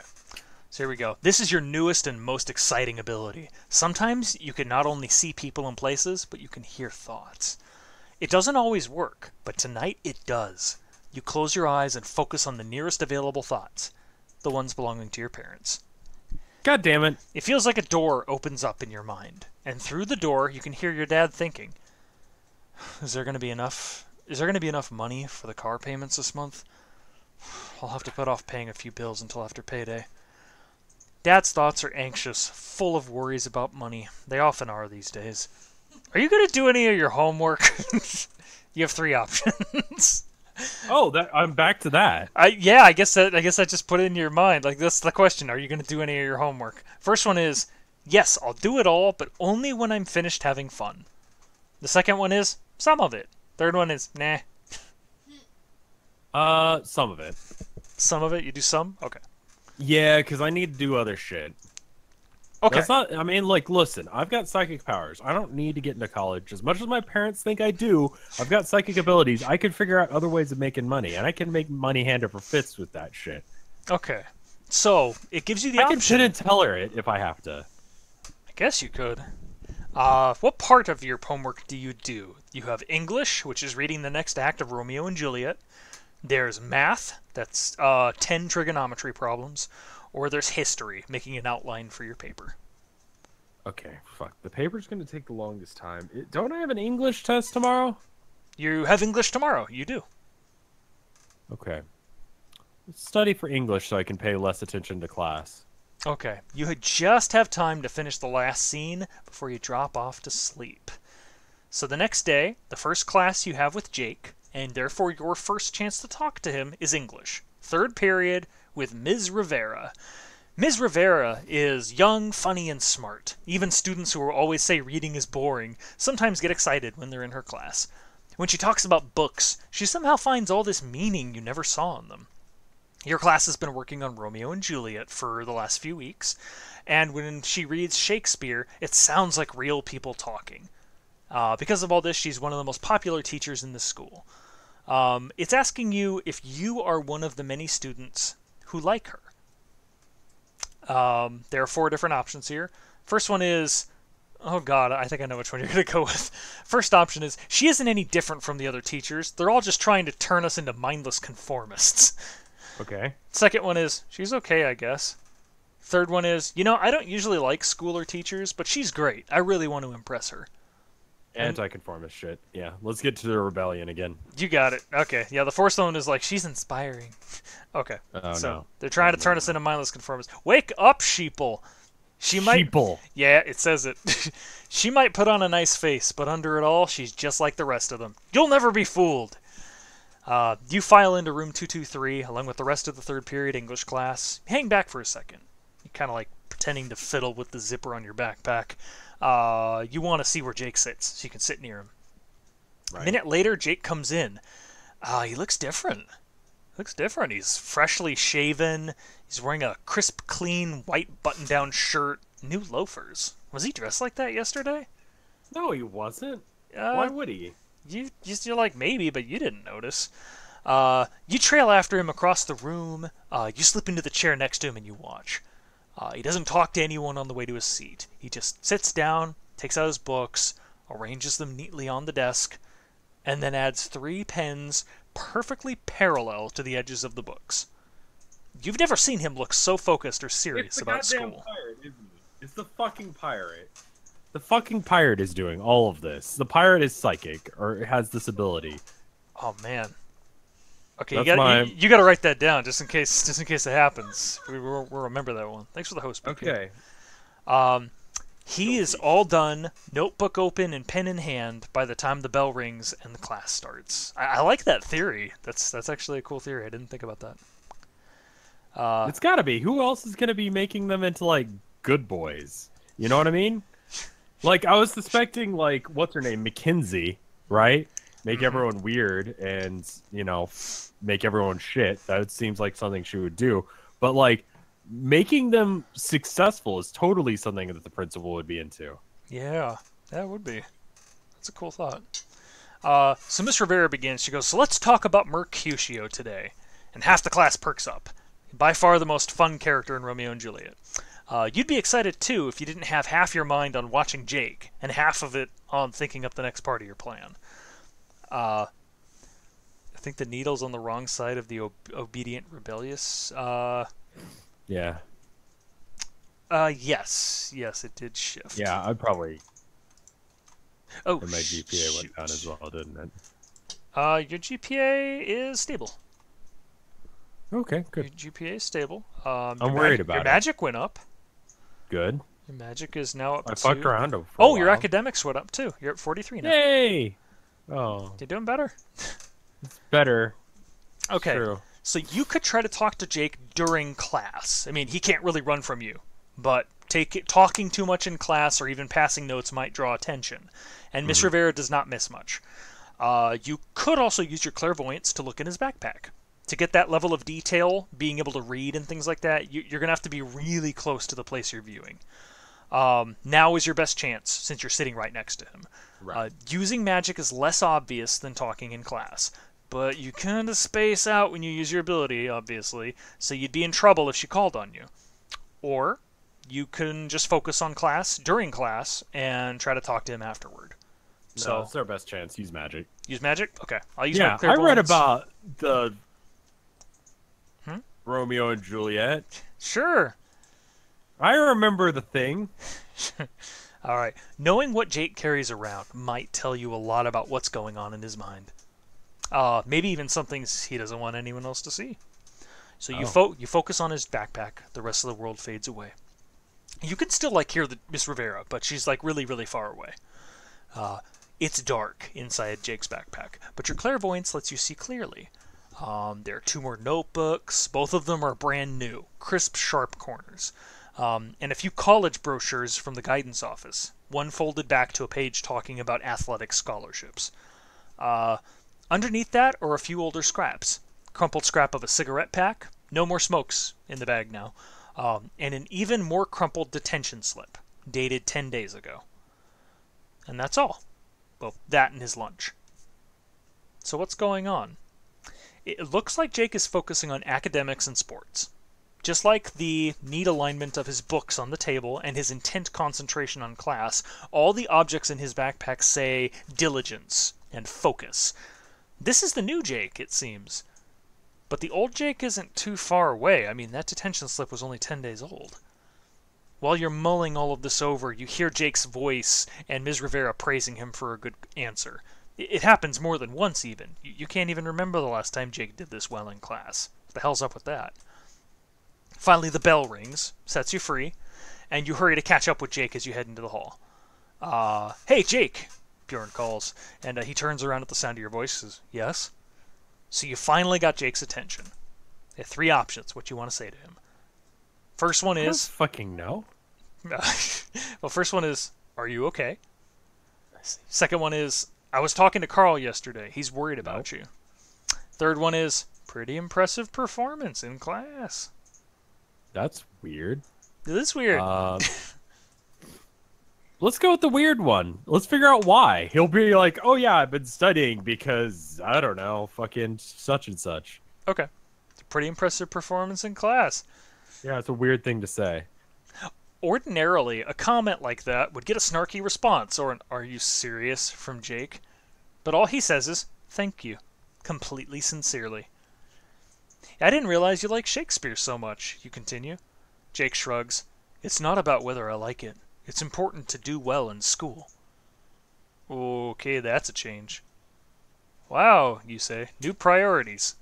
Exactly, Jake replies, seriously. As far as you can tell, Jake completely believes everything he's saying. So, what happened, you asked? Where did these new priorities come from? Jake explains. He says, I got detention a few days ago. And okay, maybe I've had detention a lot. Oh. You see, ordinarily Jake might have a self-deprecating grin to go with that admission, but he doesn't. Like, his voice is very matter-of-fact, very serious expression. But this time was different. I was sitting there with Ms. Clay staring down at me, and I started thinking. Really thinking. By the time I left, I just got it. I really understood what I was doing to myself. All the acting out and breaking rules, it was hurting me. I needed to stop. So I did. He makes it sound as easy as deciding to stop at a traffic light, which you remember, he didn't always do that before either. Carl was part of that life. So I had to stop that too. There are 3 options you can choose here. And first one is, you've known Carl's for years. Like, seriously, Jake, what's going on? The second one, why did your feelings for Carl change? Or the third one, you know Carl's really upset, right? I mean, he knows that, but like, why did your feelings for Carl change? Okay. I want to hear it from him, even though I already know. Okay. And I'm going to have to check on this Mrs. Clay thing, so I'll have to check in on Will, see how he's doing. All right. So Jake snorts. He says, he's a drug dealer. I can't afford to hang around with people like that anymore. He was You dragging were me... a drug dealer too, dude. He was dragging me down. I am turning my life around, and I am a lot happier now because of it. Happy? You repeat, staring at him in astonishment. In the last 2 days, I haven't heard you tell a single joke, or even laugh. And Jake shakes his head, his mouth pursed. That's not the kind of happiness I meant. There is more to life than that. I'm going to be successful now. I know it. Jake casts like a skeptical look at you and said, you might benefit from thinking about that as well. Do you think that's the look of someone who's heading for college? You have to start thinking in the long term, Bjorn. Shit, this is sounds exactly what Carl was talking about. Jake's thinking about college, long-term planning. And before you can come up with another question, Jake says, look, I need to get going. I'm going to be late for my next class. And he steps around you and he moves on down the hall. The conversation is like definitely over. But you can't stop thinking about what he said. He was happier now. Do you think he was telling the truth? First option is no. Completely against his nature. He's probably just hiding how unhappy he actually is. Second one is, well, he could be. There is more to life than parties and fun. We have to start thinking about college and serious things. Third way is, no way, he's turning into a pod person. Nobody could be happy like that. I would never give up what I love doing. The fourth one is, I don't think so. If Jake's being affected by magic, he isn't choosing this for himself. Yeah, that's the one I want to pick. That one? Okay. Yeah, the magic one. Because he's under magic, and it might be Mrs. Clay. She's the new player in this. It's true. How happy can Jake be if he isn't choosing his own path? Maybe he'll end up getting the kinds of things out of life most people want. Going to a good college, good job, and all that. But if that's not what he would choose for himself, what is that worth? And more worryingly, who could be making Jake want this? Like, you can't think of anyone in school who has the ability to change people's behavior. I can think of 2 people. This is true. Will's the person whose ability has the strongest effect on people's minds, and even that only lasts for 30 seconds. Well, you've got enough information to go back to Carl. Jake broke off the relationship because he honestly didn't want to be dating Carl anymore. He didn't feel like Carl fit in his new life of studying and ambition. So you text Carl, meet you at the end of school in the same place as yesterday. By the time you arrive, he's already there. He's like pacing, fizzing, built up energy. So the moment he sees you, he spins around and he goes, Bjorn, what do you got? How do you want to approach this? You got 4 options. First one is, I'll just say it straight out. don't tiptoe around it. Not going to make it any easier. The second one is, I got to be gentle. He's upset. I don't want to hurt him any more than I have to. Third one is, I'm going to give him as much detail as I can. You know, knowing all the information always makes me feel better, so it'll make him feel better too. And then the fourth, then there's the fourth one is, there's something magical going on. I need to tell Carl about that. I'm a little bit... I don't know if I want to tell him, because he's going to end up in detention, right? It's going to happen, because he's selling drugs outside the school and smoking and stuff. So he's going to end up in detention, and he'll maybe end up going. And when he does, he's going to get brainwashed. And when he gets brainwashed, then whoever's doing it is going to find out, probably, that I know, right? I'm thinking they may not know that. Am I dumb now? Are you dumb now? Oh, I don't know. I just checked the stats, and yeah, your academics went down. Sorry, Mr. Murderfuck. That's fine. So I don't know if I want to tell him that, but he also might have some information on that. But he doesn't really seem to. He would have led with that. Maybe. Like he would have been like.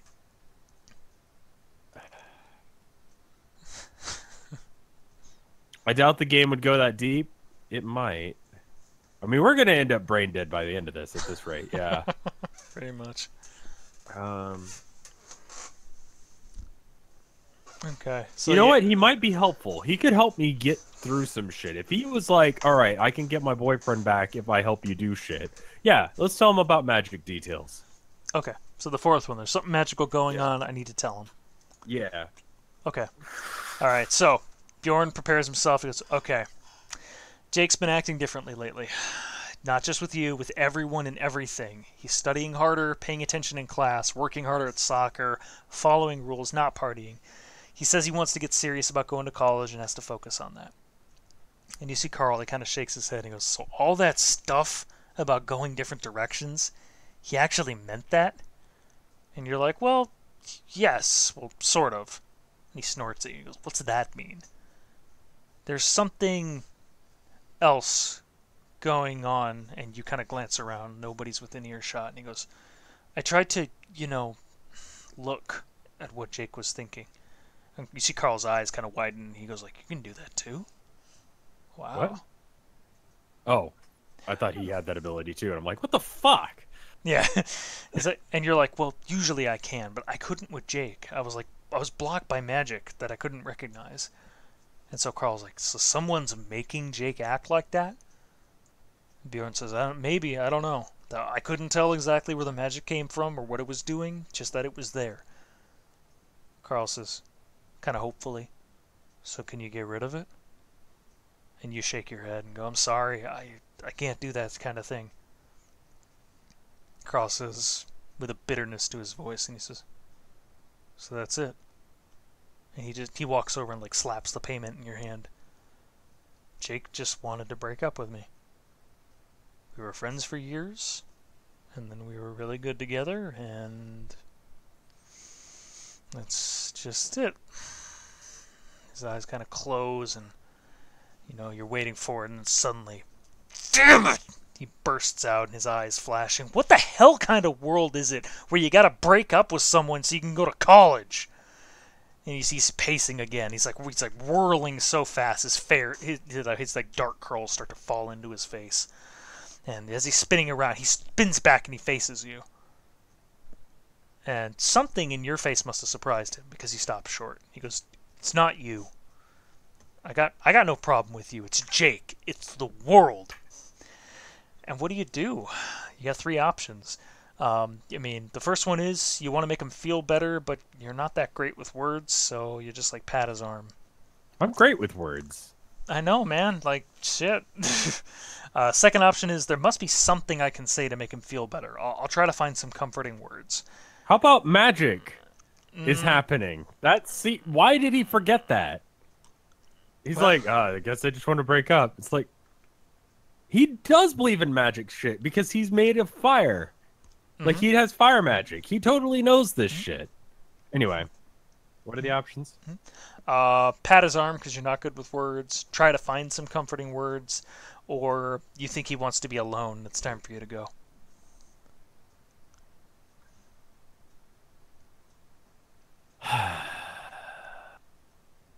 It could just be Will, dude. Like making you forget shit again. Yeah. I don't know why Will would do that or how he could do that, but I'm sure he's Will just, is here. I would ask him, but then I'd forget what he said.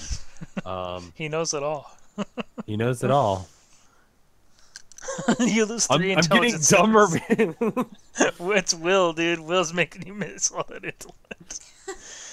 I'm telling you, he's doing the flashy thing to your brain. He's doing something to me. Okay, so it was like I'm not good with words. No. Comfort just him. Leave him alone. What was the other one? It's comfort him with a touch, comfort him with words, or just leave because he needs to be alone. Comfort him with words. Comfort Because I him want with him to be words? on my side because I figure he could probably start some shit if I needed him to.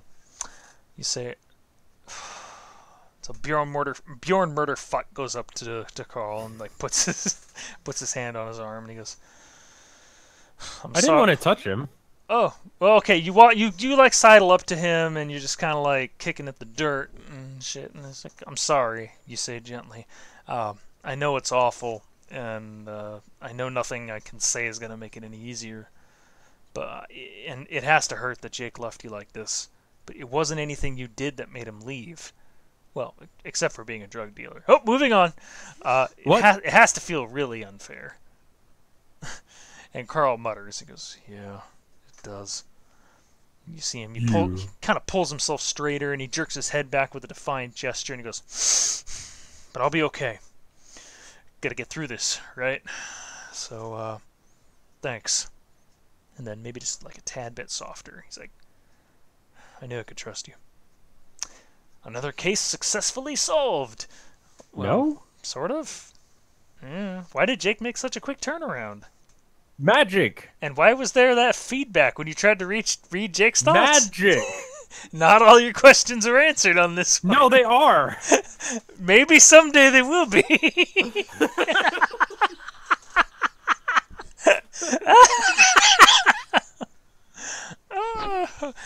All right. And my friend, that brings us to the end of chapter 2. Okay, let's call it there. Let's call it there. Let's I wonder if there's anything on the Buru. I should go check. Yeah.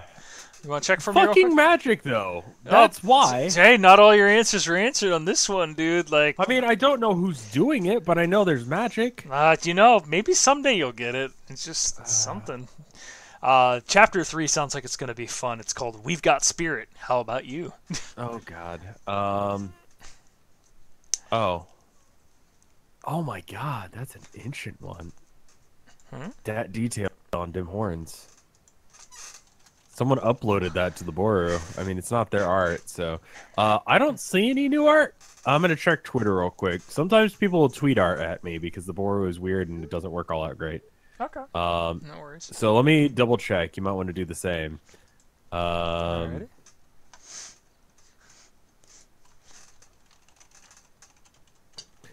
I don't know. There's nothing new. What's the point of being smart if I can just know things? Also, the hoodie that Vinny's selling is still available for the next 2 days. Yes. Vinesauce.ownaj.com.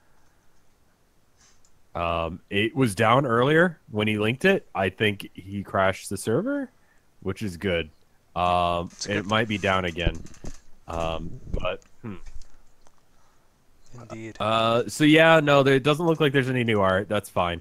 We'll figure out another time to come back to this, and then we can we'll tweet about it. I don't know when is good for you, and I don't know if we're going back to D&D sometime soon. If we are, I think people want to get back to Gerald, but I think Bjorn Murderfuck is a contender. I think he's definitely a contender. Oh, by the way, you have $60 now. Oh, 60 wow! bucks. He paid as much as the rich girl. That's true. You thought you were going to Why are my rates rates so low? Your rates are terrible. You need to My renegotiate. rates are awful. I need to really get in that. My wife is so upset with how you've been managing your business. She's laughing. Yeah, how much should I be charging for that shit? Oh 'Cause God! I'm using magic. At least $100 an hour. Like I know some lifeguards that get more money, for that. Well, it's also I got to work around like their budget, you know. But maybe I just stop fucking around with high school kids and I start going for like big fish. We talk to like the mob or like you Dude, know. this guy is literally the sole network, the sole guy for the network of drugs that are coming into the school, and not just that, but his brother's getting harder stuff for I him. know he He's totally has bankrolled. money. And He, the girl with the iPhone, she's got money. She could have bought a new iPhone. It said so. it's rough. And Yeah, I've got Haley was rich. $60. That's enough for one full price game. I can't even get the DLC. Yeah, you're like 10% of your way on to getting an iPhone yourself. Maybe if you buy one by the end of this, you'll win somehow. Oh goodness. Lazy Bumblebee says that they are uploading something. So I'm uploading something. Okay. yeah. Okay, Okay, there is one art. Oh. It's tagged as both of us. And I will link it to you real quick on Discord. You can just pop it up on screen. Sure. Let's see. It's of Bjorn Murderfuck. I made the most 2008 haircut I could think of, they say. Oh, it's pretty. Yeah, it's pretty 2008. Let's see if we can get this up real quick. Sure. Do. Haley was totally loaded. That's why she's got an iPhone. Yeah, you seriously need to rethink how you do your business, my man. I mean, like, what I got is a good skill. Like, and it's unique. No one else has that ability. Yeah, this is remember. nice. This is nice. I think I wanna keep that one. That's up a there. good art. It's a very good art. I like it. That's awesome. Bjorn Murderfuck, the bisexual cheerleader punk. Yep. Thanks, Lazy Bumblebees. You did a great job. It's a good art. Thank you. It's a very well-defined jawline, which, by the way, you Yes. apparently have the hots for all the jawlines. Yeah, apparently that's my thing. If they've got a strong jaw, then cool. Yeah, I hope you didn't sink your chances with Allison there, because I mean, man, you've been I kind of did. I mean, I knew she had a thing for me, but like, you know, then there's Tyler. I don't know, dude. That's Tyler, and oh my God, Tyler the dreamboat. Yeah, I think there's something going on with Tyler though in the head. told that childhood friend, you know, like, hey man, like 14, 15 years of good times. Fuck Yeah. off. I'm gonna drop you for the guy with a gorgeous smile in the eyes Yeah. and the jawline. Oh my God, that jawline. Well, let's talk about the jawline more because that's all I fucking care about for some reason. Yeah, that and I don't know, that and trying to read other people's thoughts, which just made you depressed because Yeah. they read the parents' thoughts, and we all relate to the parents' thoughts right now. Yeah. Yeah. But hey, good times. Did you have fun? Yeah. I did. Okay. I think we ought to do this again because I think chat did as well. I should probably just ask, how'd you guys do? Yeah. How are you? Was good? Yeah, I think We'll they see. hit. I agree. The drawing is really good, but chat's saying he needs piercings. Oh, he needs piercing. Oh, yeah. Yeah, he needs to be a little bit more punk. A little more punk. Oh, but I still like the style. If you want to punk him up I a little do. more, that'd be great. Yeah, throw a piercing on or Yeah, I think Yeah, I I've think got, you have like, like three piercings, it said? Yeah. 3 piercings and a mohawk and whatnot. But I really like the style. yeah. People are like, I had a good time. Yeah. So yeah. Okay. Well, great. I'm glad you guys had a nice time. And yeah, like Rev Did said, you have well, a good time? I had a great time. Yeah, I had a wonderful time. This was basically like D&D without rolling any dice, which is Yeah. fun. Yeah. No weird stat things. People could totally follow what was going on. It was a lot more straightforward, I think. Mm-hmm. It's good for a stream. This is a good idea, man. This is all you. Well, cool. Like, yeah, my hope is that we have fun with this, and you know, if you're, you know, once we're There were done two with other ones you were talking about. So if we finish up on this one, we always have the option to do those as well. Mm-hmm. Yeah, definitely. Good All right. times. All right, guys. Well, I'm gonna sign out. Thanks again to Mr. Rev here for playing for us. Thank you, man. Mm-hmm. No worries, and thanks to everybody for watching. My wife is poking me. What happened? Tell Lazy Bumblebee that it's okay. Oh, it's okay, Lazy Bumblebees. No worries. Yeah, the description was at the very beginning, so if you came in a little later, it's not a big deal. Yeah, don't worry about it. Yeah, seriously, I still think your one art's great. internal monologue that I had while in a closet somewhere at the very beginning of the stream. Like, Yeah, it was he easy literally to was miss. just coming out of the closet, and he saw who he Yes. was. So Yeah. you found yourself. It's high school. Yes. All right. It's good. All right. Anyway, You guys have a great night. Thank you so much. Take care. thank you guys. See ya. right. Bye. Bye. Bye.